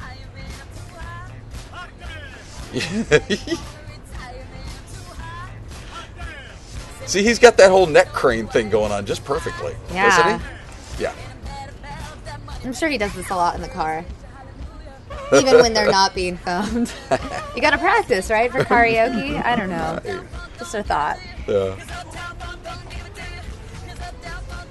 That is so cool. It's so nice of them to share it with us. Yeah, super cool. So they're on 104.7 here in the Valley, and they're all over the country. They're national. You know, they do shows in San Diego and in Portland, Oregon, and cool cities. But pretty they much hang from out coast to here. coast. I know, they're from here. They are They're from here. Such cool guys. So thank you guys so much for sharing that video with us, and all of you, John Jay and Rich followers or fans. If you haven't already done so, make sure you. Well, I'm assuming you haven't. This might be your first time here on our channel. Yeah. But if you get a chance, please go to youtube.com/Fox10Phoenix and hit the subscribe button. That way you can stay updated on all these like Fox 10 News Now updates. We have over 7,000 subslowly We do, and we're growing and we're growing. Hopefully we'll hit 10,000 soon, and then 20,000, and then we'll take over the world. Slowly but surely. Well, I remember the day that we were live when President Clinton was here. President Obama. Yeah. When President Obama was here. And I was like, Clinton was here? That was before I was here. I worked all through the weekend, so I'm still just a little Right. We all, Yeah. So you didn't get any day off. I got no day off. Yeah. But, so anyway, I believe our president is Barack Obama. Yeah, right now he is. Yeah. So when he was here in town about 3 weeks ago, we were hearing from people who were out at the event who were watching us on their phone. That is so fun. And so you're like, we're aiming for total world domination. Amazing. But the whole concept is we can be talking about the stories that really are making the headlines, whether they're really hard and really serious or just fun, like this one. That's a video that's going to go viral. This is super fun. And you can hang out with us either on your phone, or a lot of people are doing it on either their laptop or their Mac or PC. At home or your at iPad, their office. Yeah.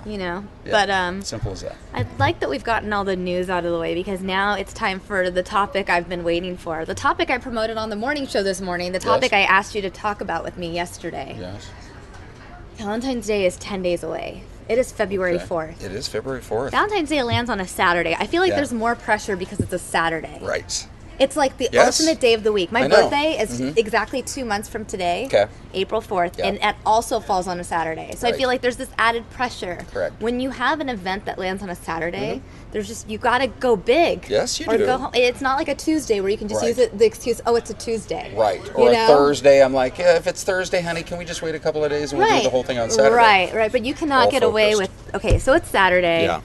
And I just want to mention one thing. What's that? Because I am notorious for doing my Christmas shopping at Walgreens on the 24th of December. Okay. I am Mr. Procrastinate on all these kinds of February things. 13th now? So I am Mr. February 13th or possibly the morning of the 14th. Oh, God. But, anyway. I just want to say, and I'm not going to reveal what it is because Renee, my wife, is probably watching. I already got her gift. Oh, wow. I am amazed that I did that. Was it just something that was just like, oh my God, this is so Renee, I have to buy it now because you saw it or you thought of it? Or was it just like a week or two ago, you were just like, I'm going to be on top of my game this year? No, it was just something where I'm like, okay, perfect. But let me tell you guys, I'm speaking to the men out there on our YouTube channel, the pressure that is lifted right off of your shoulders when you go ahead and make the decision. Once you just buy it today to go ahead and get that gift and that card, or however you're going to do it, or book the reservation at the restaurant that she loves. Or all three. You just take care of it, and you do it now. Pressure's totally off. Yeah, because you're not worried. Because that's the thing. It's like the more you procrastinate, you then think about it more because it's on your mind every day. I know. Whereas you get it done and then it's like, okay, well, I don't have to think about it until the 14th. Okay, so that's my problem. I don't know. I don't know. And you seem more stressed today than you did yesterday. Because it's another day. It's another day without a gift. Yeah. So, I don't know. Okay. I mean, what am I supposed to do? Well, this is really good that you asked me this because I have. Because you've experienced many more Valentine's Days than I have. Right. You know, you and Renee have been married for quite a while. Okay. Let me say this. I wonder if I could bring this picture up. For the most part, we try to make an event out of it as opposed to necessarily giving each other gifts. Okay. So my goal would be to have us book a resort for the weekend. Right. A shared experience. Exactly. Yeah. Or go to a restaurant that either I know she absolutely loves. Right. Or one that I've heard about, I've maybe heard other people talk about, and say to myself, I know she would love that one. I'm going to sort of surprise her with it. Like, for example, I've heard some people in the newsroom talk about this place called Seasons 52. I've been there. Have you? Uh-huh. And so Renee likes took me the there healthy eating. when I came in to interview. You're kidding? Is that where they took you? These are the secrets, yeah. Really? When they were like, here, you should move to Phoenix. Okay. We're going to dine you. Right. We're going to take you out to lunch. I'm like, oh my God, I love this food. I'm going to move. Is that place the greatest, though? It's super healthy, too. It's correct. like, that's their whole gimmick is that like every dish is like under 500 calories or something. You walk in and you think, oh my goodness, this is going to be this gorgeous steakhouse where every dish is going to be 2,000 calories, right? But everything's 500 delicious. and under. I mean, it's over there, 24th Street in Camelback, and it is just phenomenal. But we generally try to make an event out of it, and me being the guy, I don't want to be too sexist here, but generally I'm the one who plans it. Okay, that's all. Your boyfriend says you do it this year? No. What? I asked him, and he said the same thing. Like, I'm the guy. I should do it. Okay. So it's like I don't even think it's a sexist thing. Okay. It's just an expectation thing. Perfect. So I brought to the big microphone today. Can people actually see the microphones we work with here? Ooh, it was almost too loud. I brought to the big microphone today this is a fascinating men's health poll that they did that answers every question. Like, who's supposed to plan Valentine's Day? That's the very first question they asked. Right. Ready? So, and they separate the answers, women and men. Did you see the answer? I just looked. Did you see what it said? Kind of. Okay. I looked at your piece of paper. Sorry. Okay. I didn't know I was getting. Am I getting quizzed? Is that what I'm going this to quiz is? you on this. All yeah. right. We'll see how you do. And by the way, while Ron quizzes me, Yes. all you viewers out there, please talk to us in the comment section below because this is a really important topic for me and I need your advice, please, on what to get a 30-year-old male. He's boy, 30. Guy. Okay. What are his interests? He really likes videography. Okay. Yeah, he's really into shooting and editing. If I had the money, I'd buy him some really fancy, like, 70D. He always talks about the Canon 70D. Ooh. I don't even know, but I don't, so. Okay. That's really like comedy. And Is it sort of expensive? You're not going to get him that? It's in the thousands range.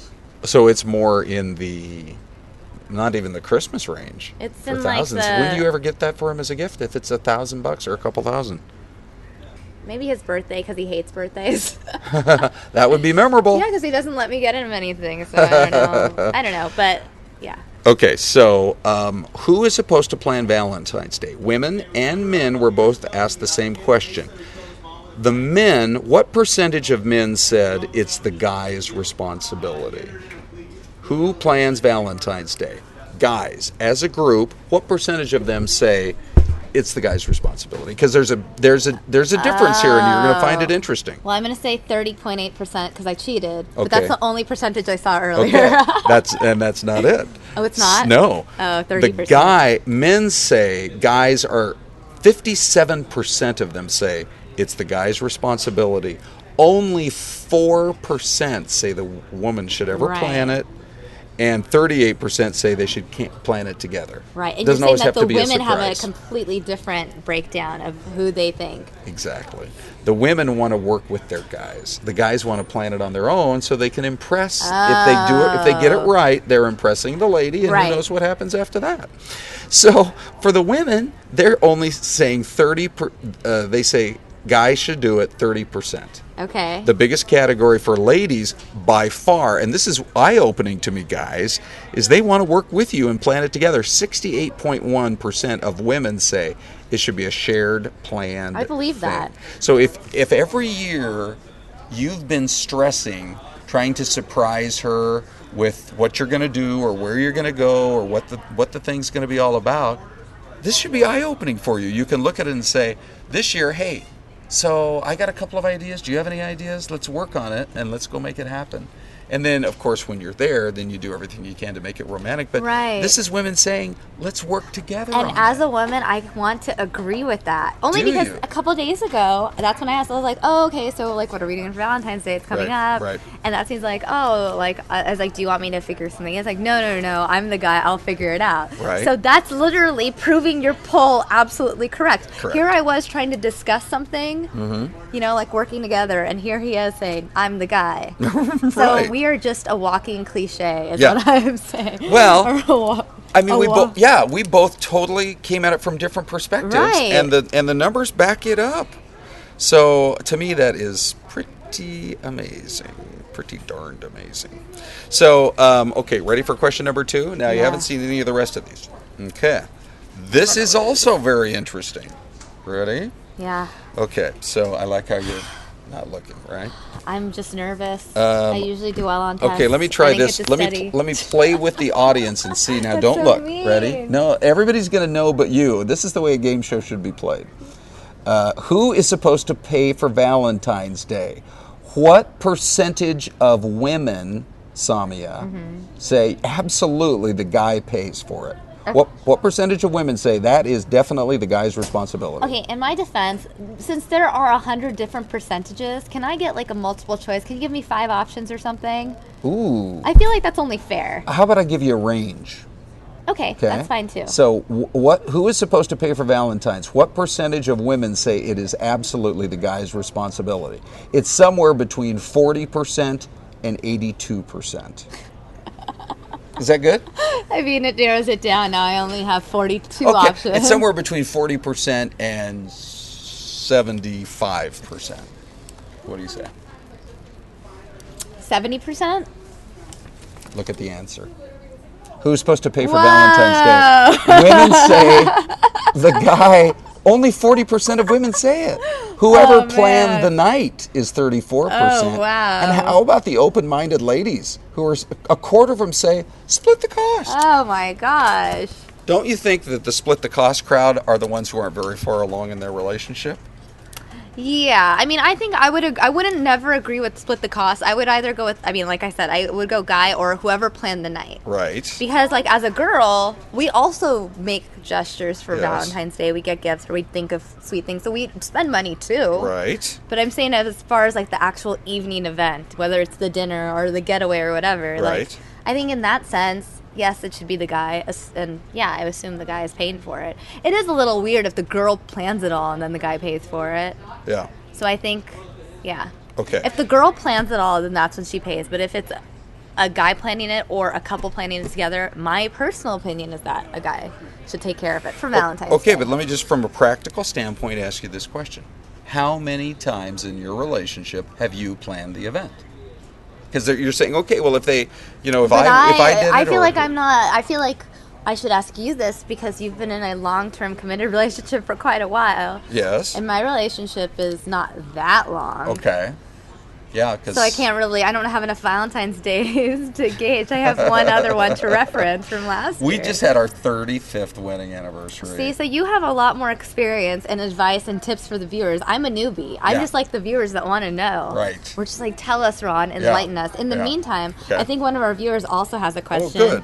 Rachel Favela is asking, what would you recommend to do for Valentine's Day for young kids? I'm a widow, so I'm a little stuck on what to do with the kids. My kids are 7 and 3. Oh, well, my mom, actually, I want to answer this one because my Okay. mom was so good. Yeah.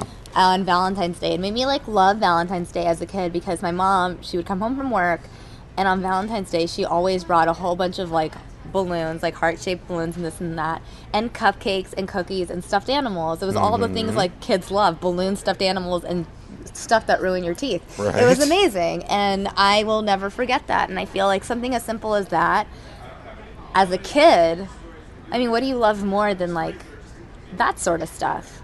I mean, in terms of an activity, you can just treat it as, I think, any sort of special day. Yes. I think. Whether it's like, you know, you go to Chuck E. Cheese or you do like just something that they don't do on a normal day. You just have to out make of the ordinary. Exactly. Yeah. It just has to feel like a special day. That's all it is. Well, let me just say that if you go out of the ordinary, that's the thing that they're going to always remember. Right. This is not directly related to Valentine's Day, but I think it maybe offers a little bit of insight. So the kids that the grade school that my kids went to, used to do a thing called Donuts for Dads. And once a year, all the dads were invited to get off work or do whatever they had to do, kind of rearrange their schedule, and be there for a program where the kids sang to the dads, and it was adorable. Aww. And, you know, you got to hang out with Dad there for, you know, about 45 minutes to an hour or something like that. And so, I can't believe I'm telling this story, but here's what happens. I totally space on it. I came into the newsroom. It was an extremely busy day. There was like all kinds of breaking news. Oh, no. And I forgot. So the phone rings. I see the phone ringing at my desk, and I think, well, now who would be calling me? Because it was I think it was supposed to happen right at the beginning of the school day, or just, anyway, sort of somewhere in that 8 o'clock time frame. But of course, I'm in so early anyway. I'm like, who would be calling me at 8 o'clock in the morning? And I pick it up, and it's my son Jordan, who now, you know, is almost 30. Oh no! And he's like, Dad, did you forget? Because I was supposed to be at the school. I mean, sad. I was supposed to pick them up at home and take them over to the school, and we were going to hang out. They're like, did you forget? That is so sad. I know. You were so sad. But I'm only telling this because it has a happy ending. So here's what I did. I explained to my coworkers what was going on. These guys here. These coworkers here? No, this was at a different place. Job. Yeah. Oh. But I explained to my coworkers, and I said, I gotta go right now. So they're like, okay, well, we'll cover a couple of things for you here, and you know, everything's going to be fine. And I jetted out of there, and here's what I did. So we would have spent about 45 minutes, and they would have sang a couple of songs, and we would have had a donut, and then I would have gone on with my day. Instead, I drive out, I pick them up, and I say, we're going to make a whole day of it. You guys are getting out of school for the entire day. Ding! That already makes them love you. You're like, already, I'm in way better shape than I was. What? Yeah, than I would have been if I just met for donuts. Right. And so I said, okay, that's number one. Mm-hmm. We're out of school. Number two, we're going to go out for breakfast at the nicest restaurant I know. And we're going to go get breakfast there, and you guys have never been there, and it's really fancy, and there's a waterfall, and I'm telling them all about it, and they're really getting excited about it. So instead of a donut, you know, we had like super fancy French toast. They didn't get any donuts, though. Sorry. Well, actually, I'm trying to. Did you No, get them probably donuts? not. But French toast is still really good. French toast is really Some good. people like French toast better than donuts. Yeah, I'm in that group. If it's Nutella stuffed French toast, then I'm in that group too. Are you really? I love Nutella stuffed I French will toast. just say I'm a little bit more of a, just a little bit more of a, waffles. Oh. Crispy waffles. Okay. I really love the good crispy waffles. So, anyway. Do you like chicken and waffles together? I have yet to been to Lolo's. Can you believe it? You've only been in town here a few I months. haven't been here. Oh, have you not been to Lolo's? But I mean, I've had, what's it called? What is the name of the place now? It's like really famous. Roscoe's Chicken and Waffles in LA. Oh, okay. That Snoop Dogg has like rapped about. Sure. So I've Yep. been there. Right. But in a lot of restaurants, we'll have chicken and waffles on the menu now as like a thing. Yes. And I just came back from Louisiana where it was on the menu in a few places because it's the South. Okay. Well, so I cannot wait to go try Lolo's Chicken and Waffles. But anyway, just to continue on with the story and just to kind of double up on her question, because we love your feedback. So I just tried to make it as over the top as possible. I didn't tell them what was coming next. Okay. But we got back in the car, and they already knew they weren't going to have to go back to school.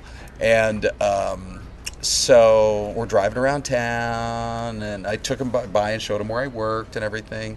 And then we pull into the parking lot, and I said, okay, so now we're here. We're in the parking lot. of a giant Toys R Us store. Am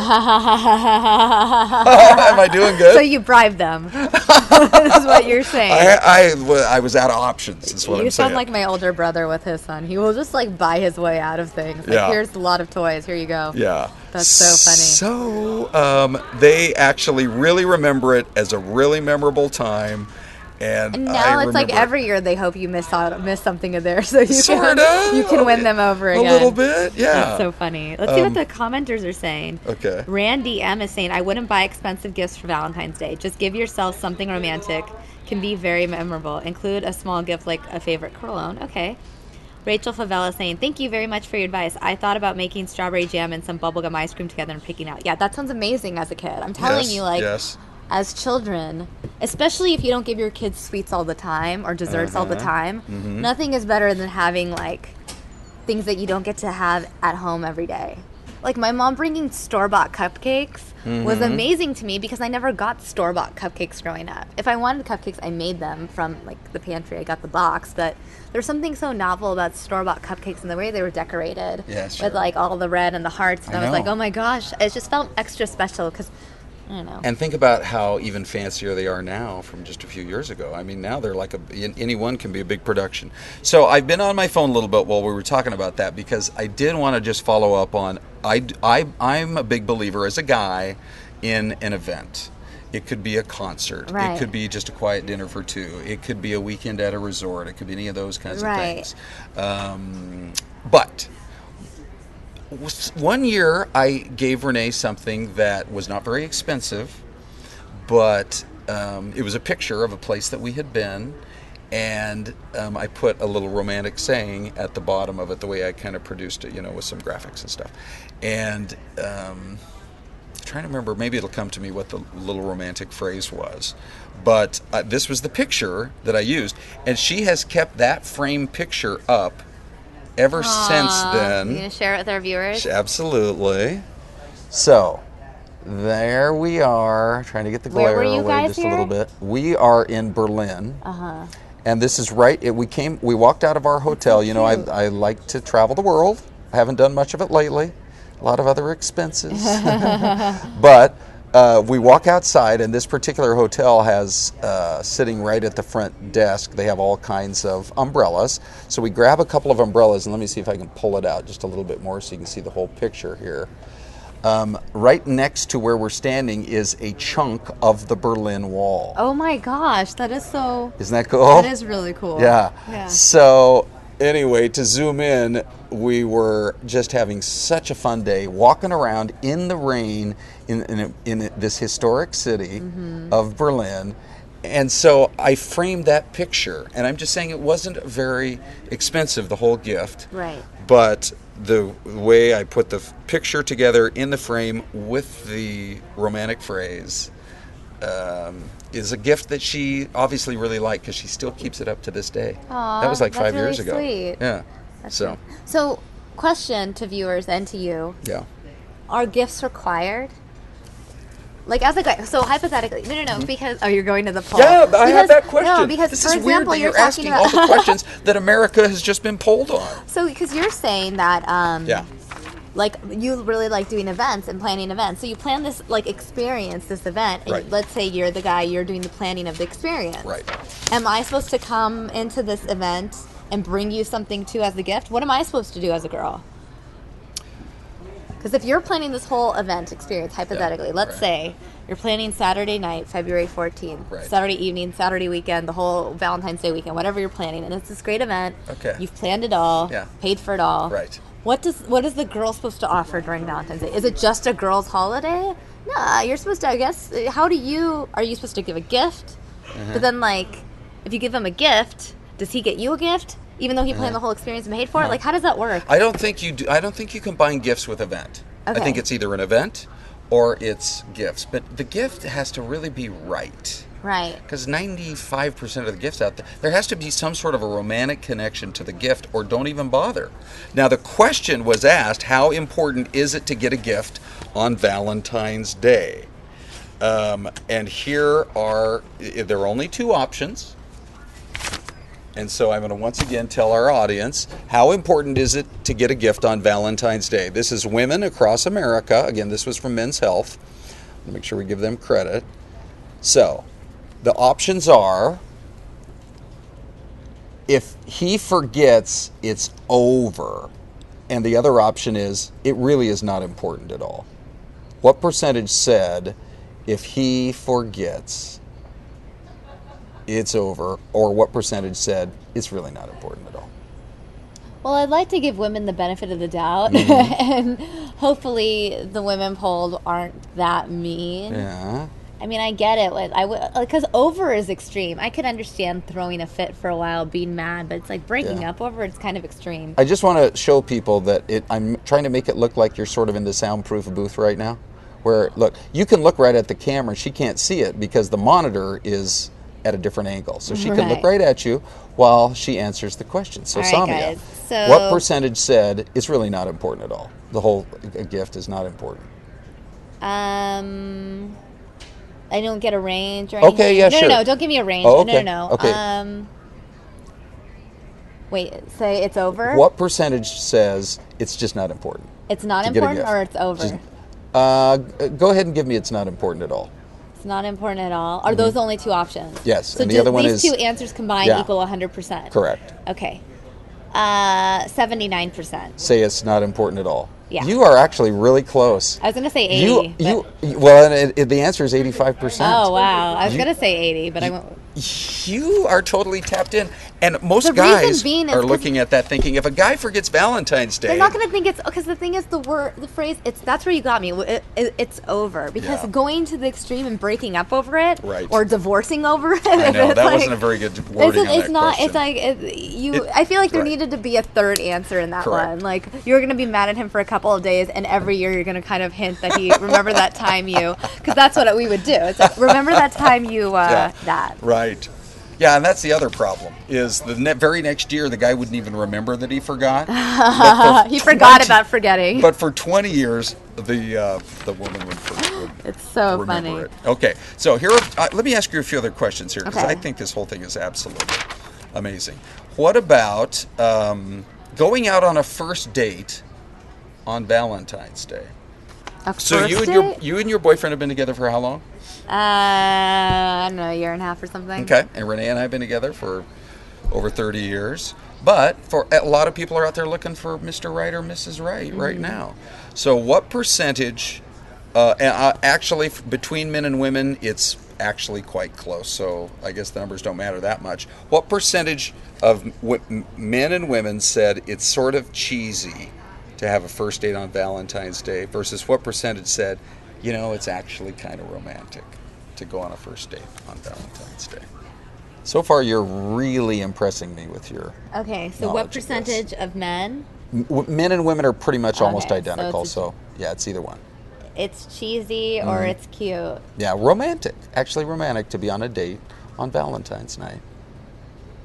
You know, you're interested, you meet a guy. 70%. 70% say what? It's romantic? Yeah. Okay. Only 38% say it's really? romantic. 61% say it's cheesy. I just thought, like, being single would be like, oh, like, it's better than just being solo at home watching TV. True. I don't know. Right. But, you know, there's the whole pressure thing in dating. That's true. Right? But I'm saying... if you go on a date with somebody that you're not positive, you kind of think you like the person. Okay, maybe it's the approach. Like, if I were single and the other person was single, and I was like, okay, well, obviously we're not doing anything Saturday. Do you want to just hang out? Right. And it took off the pressure. Mm-hmm. You're like, okay, cool. Okay. You know. Right. I guess it's all how it's presented. Yeah. But clearly, I failed that one. You did. And I've been really impressed with what you've been getting right so far. Well, that one... I'm trying to think... okay, I'll just tell you this one. Have you ever forgotten Valentine's Day? Men, 29% admit, yes, they have forgotten that it's Valentine's. How in the age that we live in, of course, maybe that was 20 years ago, who knows? How do you forget that? 24% of women say. Really? Yeah. I feel like, nowadays, it's hard to not be reminded. Yeah. You're going to see it on social media, especially Right. on Facebook and on Instagram. If you follow or connected to anyone who has a a romantic significant other, people can't wait to post Right. like their flowers and their chocolate and their romantic trips and their, Well, since this whole discussion Stuffed animals. has been about a gift, here's the question. How much money are you going to spend on a Valentine's Day gift? So at least you would have a range of what everybody else is doing. So your options are, let's see. Well, there's 4 options here. The first option is $25 or less. And the next option is $25 to $50. I'll just show everybody here. And again, we're quizzing women because we're quizzing you. So the percentage that are going to spend, why don't you just give me the percentage that are going to spend kind of cheap, $25 or less? Well, what are the 3 options? There are 4, Oh, what 25 are- to 50, 50 to 75, or over 75 and up. Really? Yeah. Under $25? Yeah, and then there's a third category, but it gets too complicated. I mean, a fifth category, but it gets too complicated. That says, "I'm not spending anything. The other person's supposed to spend money." I'm not getting him anything. He's supposed to give me something. All right. So, what percentage says you're in the $20, $25 or less range? 15%. Almost 50%. Look at your reaction there. Almost Wow. 50% are saying it's going to be it's 25 or less. I know. Oh my gosh. I know. I'm in this 8% category. Maybe I should not spend that much. Yeah. Well, But here, can I also say that 75 and up is what you're saying. Because Yeah. just so people know the rest of the answers there. in my defense, though, I always get out of birthday presents I've gotten out of birthday presents because he hates his birthday. Oh. He doesn't want stuff. So it's like, okay, well, Yeah. I don't know. Yeah. Okay. So, anyway, now you know. Anything else that would be of interest to you? How much should he spend on you? What are you Should I just ask him if he expecting wants a gift or not? Can I just ask that? What? Okay, so you guys, you've already had 2 Valentines. No, this is the second one. Okay, this is the second one. Last year was in Chicago. Okay. And so what was the main thing that it was more of an event? Well, no, I went to Chicago, which is Okay. where he was. Okay. So you just spent the weekend? It was like really short because I couldn't Yeah. get time off work, so it was like a 30-hour trip. Ooh, yeah. But it was fun. It was cool roaming Yeah. around Chicago. Yeah, sure it is fun going We up and down crashed Michigan a Avenue. church service at 4 p.m. because it was cold. This is actually my favorite moment of our relationship in life. Okay. So we're out in the cold and it's like freezing and it's snowy. And like periodically when you're walking through downtown Chicago, Right. we'll like go through random stores just to like heat up, you know? Defrost, as I like to call it. And so at one point we're like taking pictures in this like courtyard and it's like fun. And then he starts running. I'm like, where did he go? Okay. And I'm really confused. And I see him starting running up these steps because the courtyard was attached to this church apparently. Okay. Starts running into these steps. And the next thing you know, we're inside and we're confronted with a security guard.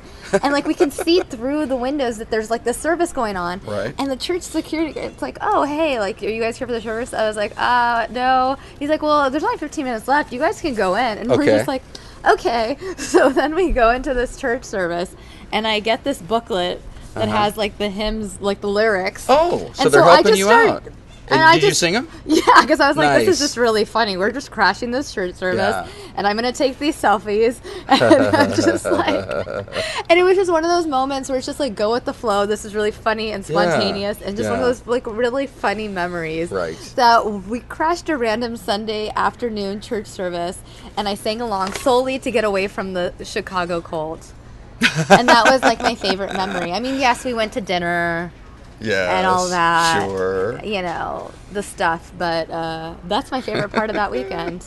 I love that. Yeah. See, and so because it was so funny, you are It's memorable. Yeah. But that wasn't even planned. That was just like we're roaming around and then this right. happened. And you guys, it gave you something to totally laugh about, and Can I- actually made your relationship Can even I also more say fun. something? He Yes. texted me about 2 hours ago. I haven't responded because I've been on air. Okay. But he just texted me this link, selfie caused plane to crash. The story that we just talked about. Who texted you that? My boyfriend. Oh. So it's like he knows me so well that that's a story that I'd be into. Oh. Selfie causes plane to crash. This is the story that you and I talked about a couple of days ago. Okay. Here on air, remember? Yes. Yeah, this is the crash that happened in Colorado. We were just talking about how people were on their phone doing different things, and those things may cause tragic accidents. So the point is, when you're in a relationship, they know you so well, they know what weird things interest you. Yeah, no like kidding. all stories related to selfies. Yeah. Well, it's phenomenal. What's that? That is a picture of a church. So, same thing, back in my world traveling days, which I hope to get back to at some point. Soon. Yeah, we're in Austria, in Vienna. How pretty. And I said to Renee, hey, that church is like spectacular. Let's go take a look at it. And then we realized there was a church service going on, so we went in there. Oh, that's so pretty. Isn't that, yeah, really pretty. So we went in, and I said, let's go in and we'll be part of the church service. We'll see what's going on. We'll really experience it. But that was planned. Not well, planned. I mean, we were walking Spontaneous. by. Yeah. And so, a security guard wasn't chasing us around the city. No, the security guard was like telling us to come hang out. Okay. He was just like, yeah, you guys can hang out. Okay. You guys want to go in. Yeah. But the only downside is I speak a little bit of German, or as I like to say, ein bisschen Deutsch. A little bit of German. But I couldn't even understand. We were in there for about 15 minutes. And, yeah. I mean, I couldn't even get through the songs. Oh, that's because you can't read. Did you get the lyrics at least? But you think you're really good at a foreign language. So you speak some foreign languages? Kind of, yeah. Yeah, okay. So I'm thinking I'm really good. We could go in there and we could understand everything. But they speak so fast, you can't possibly get anything. Yeah. Right? Uh-huh. Now, if you're speaking the foreign language, it seems to work out okay. And so I said to Renee one day, I said, this whole day, I'm going to only try to speak German, except with you. We can communicate with each other. So I remember we're in a taxi, and the guys, somehow they can tell immediately you're American. Yeah. Immediately, before the first word comes out of your mouth. I don't know how or why. But so we get in, and I explain that we're from Arizona, like ich bin von Arizona. I am from Arizona. And I say I start telling the guy that in Arizona, I live in a city it's a big city called Phoenix. And so I think the phrase I used was something like, Phoenix ist eine große Stadt, so large city, mit, meaning with, and then I started counting on my finger, 1, 2, 3, 4, 4 Millionen, 4 million people. Volk. So Volk is for people. So he was impressed. I think he actually thought, that's pretty impressive, buddy. Although the worst of it on that same day was when we walked into a restaurant. And I walk in and I just say it as fast as I can. I walk right in and I say to the guy, haben Sie einen Tisch für zwei? Which is, do you have a table for two? And he looked at me and he couldn't see the American part of me. And he just likes, I'm like, 9. I'm an American. Do you have a table? You gave up. You're Do like, you have a table? So. That's anyway, so fun. I hope you get to your traveling soon. Yeah. Soon enough. So what is the conclusion? Let's conclude this. What is the final answer? What are we doing? The final answer for Valentine's Day is, I would say, especially because I don't think your boyfriend's watching right now. If he's texting he's you not stuff, watching. Okay, I'd say plan a fun surprise event. No, but he already said that he's taking care of it though. Oh, so I don't know what that means. I'm just Okay. gonna bring it. I don't know. Yeah. I'm just Okay. saying, like, do you want to have an event? Do you want to? Do I? Yeah. And Right. can I buy you something? Right. I'm just gonna be so. I know you got to have a clue, because if he's planning it and it is a really nice gift and a quiet dinner, then you feel like you want to have a gift as well, right? So You there just does have buy to be a a little bit of gift and keep communication. it hidden, and if they bring out a gift, bust it out. If they don't, just return it. Actually, I do have the answer to this, because Renee. Is that what you do? Maybe. You keep it sort of under the table. Sure. It's just sitting there by your feet, and you're like, maybe I won't even have to give a gift. I don't see one coming for me. But actually, now that I think about it, the way we end up doing it is Renee usually will say something like, so are we going to do gifts this year for Valentine's? Yeah, I think. And it's as simple as that. That's what I mean. That's what I feel like I have to be like. You could say that. So what are? Hey, I'm really looking forward to our Saturday night, Valentine's night. Are we going to do gifts? Because since he's the one that's planning it, he can tell you if he's got anything in the works, and you can just talk about Well, it. I brought it up a couple of days ago, and he said he would plan it because he's a guy. So I don't know. Okay. Whatever that means. I'm sure I'll give you an update once I know. Now I'm really start curious. Poking him To find out and about figuring it. out. Now, the one other thing I will say for us is our daughter's birthday is Valentine's Day. Oh, so it's always an that adds expression a of whole love. different element to it. Your right? child represents love. Aw. Yeah. That's so cute. But that also means that the day is already kind of built around her. Right. And so with the whole year, she's in her 30s now, but when she was growing up, Valentine's Day for the most part was all about her. And then we would do cards, or maybe that weekend, maybe on Saturday we go out to dinner or something like that. But ever since she moved away, then Valentine's Day is, we'll send her a gift or do something like that. Then Valentine's Day can really be more the romantic side of things. So I say a little bit of communication, a little bit of cagey communication is good. I'm at this point where I'm just like, I'm just going to be really straightforward. I don't want to. I'm just like, let's. Right. Because that's the thing, with that poll, oh my God, it's over. It's not that extreme where you're going to, break up or divorce or anything over it. Right. But you also don't want to be in that middle ground group where it's like, okay, I'm annoyed with you. You don't want to, end up disappointed or mad at the other person. That's what all you're trying to avoid here is not getting into a fight on Valentine's Day, right? Right. I don't know. Let's see if our viewers had anything else to contribute to this. Yeah, because usually you Valentine's guys have Day. better stuff for us than what we come up with. Because we're so thoughtful. Yeah. But I was going kind of generic. Okay. So I'm going to show you a couple more pictures while we're talking about it here. Let me find the YouTube link and see what you guys out there are saying. Oh, we got a couple more comments. Fun. Chuck Doherty, take him to breakfast to TC Eggington's in Mesa. Is that? That's, I believe, at over by Fiesta Mall. But is it amazing? Mm-hmm, like Alma School in 60. Yeah, they have a billion different egg dishes. It just depends the kind of breakfast he likes, but that is really a great restaurant. Does that get me out of cooking? If you do breakfast, yeah. I guess so. And then Rachel is giving me some advice. My advice would be plan a surprise, like make a dinner or decorate That's Your Personality and What He Likes About You written all over it. Mm-hmm.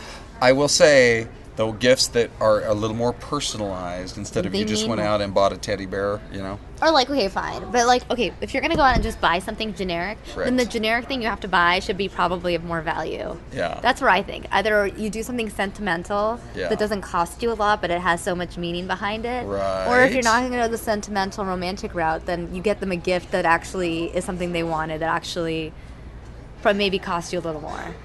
Yeah. That's my rule. Yeah. It's either you can be really sweet and pay $5 to make the whole thing that you're doing. Right. Or you're just all right, let me just get you this gift. You've been eyeing this specific item and you're not going to buy it for yourself, so I'm going to buy it for you. It just seems like those kind of things should be for the birthday. I know, but he doesn't like birthdays, so you're off the hook, so save it for Christmas. You have that much longer. The romance, just hanging out, doing something romantic, something fun, just creating memories and events. Yeah, memories. I think is better, and gifts are more for. So I was just going to show you one more picture here. So you can. So I showed you that picture of when we were in Berlin, and so here's the idea: is not only do you go out and see things like the Berlin Wall and all of that, but they have this lake. Let me see if I can find a picture in their park called. It's called the Tiergarten, and it's like their version of Central Park. And so I'm taking that from inside a little rowboat, looking out at the lake, and they have restaurants along the side of the lake. People are out there just enjoying a nice, cool summer's evening. And so I said, let's. This one was a surprise. She's like, okay, so now what were you thinking we were going to do today? And so I actually rowed her around the lake. Do you see that picture? Aw, that's so cute. Yeah. So I think when you're on vacation and you're busy doing all of the touristy stuff and all the historical sites, like we went to Ireland, and she's looking forward to, just seeing the beautiful scenery and everything. The first place we stopped in Ireland was a battlefield from the English Civil War. Called the Battle of the Boyne. Because you love history. And she's like, really? We have to go see a battlefield? We're in Ireland. I want to see the beautiful rolling green hills. I want to go find the cool little restaurants and everything. And I'm like, just humor me, honey. So we went and did that. But work a little romance in at the same time in the trip, and then you get a little more of that Valentine's feel all year long. So she really liked that I surprised her and said, actually, I have a boat reserved, and we're going to go out on the lake and just spin around for an hour. You're smooth, Ron. Smooth Ron. All right, real quick, one last check-in on our YouTube comments. Yep. Otherwise, I'm going to call it a show because I want to get some coffee. That's good. I love how you can wrap your show up when you want. I wish I could say to Rick and Andrea, I want to go to TC Eggington's in Mesa. It's 8:15. Let's wrap it up. Oh, Rachel. Yeah. So Rachel's like, to give an example, my husband and I bonded on music, so I bought him a huge CD case with a love letter written on it and pictures of us on the inside cover. That's really cute. Well, that's really good. See Rachel. now, and I bet he still has it. Aww. It's very memorable. That's so... That is really cool. No, that's really cute. Thanks, Rachel. And Rachel, I know that you're going to be celebrating Valentine's Day with your kids this year, so I suggest going the teddy bears, balloons, and cupcakes route, and maybe just watching their favorite movie and just pigging out, just indulging. Did in a way. she say how old her kids were? Yeah, they're kids. I mean. You know what I mean. Let me grab it again. I want to say 6 and 3. Yeah. But it could have been 9 and 3. I think there was one that was 3. Okay. Let me check again though, just to make sure. So the one thing, while you're looking that up, the one thing I would say is 7 and 3. Remembering the story I told about my kids, where I'm going to make this up to you guys. I didn't really tell them when the next thing was going to happen. It was a surprise, so that it's not all expected all at once. Right. You do one thing that's cool, then you do a second thing that's cool, then for example, then if you have guys should do the same on Valentine's Day. Yeah, maybe so. Somebody send this link to my boyfriend. If you have, say, their favorite pizza that's ready to go for dinner, and then you say, plus, I rented us your favorite movie. Let's go watch it. We'll snuggle up under the blanket or whatever. Right. And then at the end of the movie, hey, now look at what's coming, and it's like their favorite dessert or their favorite cake or candy or something like that. And then, I don't know, so, just sort of the evening kind of progresses and it gets more and more memorable. So much to think about. I know. All right. Well, Ron, thank you so much for joining me as always. Viewers, thanks for tuning in. Thanks for all the advice that you guys gave and the advice you gave. And it was fun playing this game. Obviously, you guys will have an update that Monday right after Valentine's Day. Well, actually, no, that's a holiday. I'll probably be off. So probably that Tuesday. Monday Unless after... I work that. That's President's Day weekend. It is? Yeah. Oh, for goodness sakes. Yeah, all President's Day. So if I'm not in, I'll give you guys an update on the 17th, I suppose. I could talk to some of our higher-ranking executives, and we could maybe get you on the schedule for that Monday. It's okay. Well, I mean, I guess I could just use the day another day. We'll figure it out. Okay. We'll plan accordingly. Hopefully, maybe they're watching right now. Maybe they're like, wait a minute, we're going to put her on. We're going to make her work. Oh, good idea. It's fine. There. You guys can. I'm not going anywhere. My boyfriend works 7 days a week right now, so. Yeah. I'm in town. I'm local. Anyways. Well, I hope we helped everybody with some good ideas. Hopefully. I think so, but it's as much about you guys giving us ideas as I know, really. It's like, you. We're going to have this thing and give you guys tips and advice. I'm just going to title it that and then secretly take all your information. Yeah, exactly. And this notice, is really just give us advice. The more we come up with some of these topics, the more people are communicating with us on YouTube. So I know, I want to do it's cool because we learn a lot from you guys. Yeah, you guys are so, savvy. Uh-huh. It's so good. Let's see. Was there... Rachel saying, my daughter is 7, my son is 3. I'm going to be watching Frozen and Thomas the Train all day. Thanks so much for the advice. I will be doing that. See? Okay, there you go. There you go. At least Rachel has her Valentine's Day figured out. Yeah, exactly. Me, not so much yet, but I'll work on it. Okay. And I think it's coffee time. It's time to let you go and wrap things up. Sure. Because you have had a very long day. You've already been here for 8 hours. Yeah. That's right, but it's fun hanging out with you. So, I mean, before you know it, the day we talked for 3 hours and 3 minutes, I'm like, crazy. we're at 2 hours and 13 minutes. We're going to wrap this up now. Thank you for Thanks hanging so out much with for us. watching, guys. And if you haven't already, I'm pretty sure most of you guys have done this by now because I keep telling you to. But please, if you haven't already, go to youtube.com/Fox10Phoenix and hit the subscribe button up in the, I think, like right corner or something, left corner somewhere. And yeah, hit subscribe. That way you will get all our updates, all our breaking news events as it happens. And you'll never miss a chat between Ron and I and you guys. Tell one friend, and then tomorrow we'll have 14,000 subscribers instead of 7. Right. Let's hope. Thanks so much for watching, guys. I'm Samia Khan. This is Ron Hoon, and we will see you guys next time. Bye.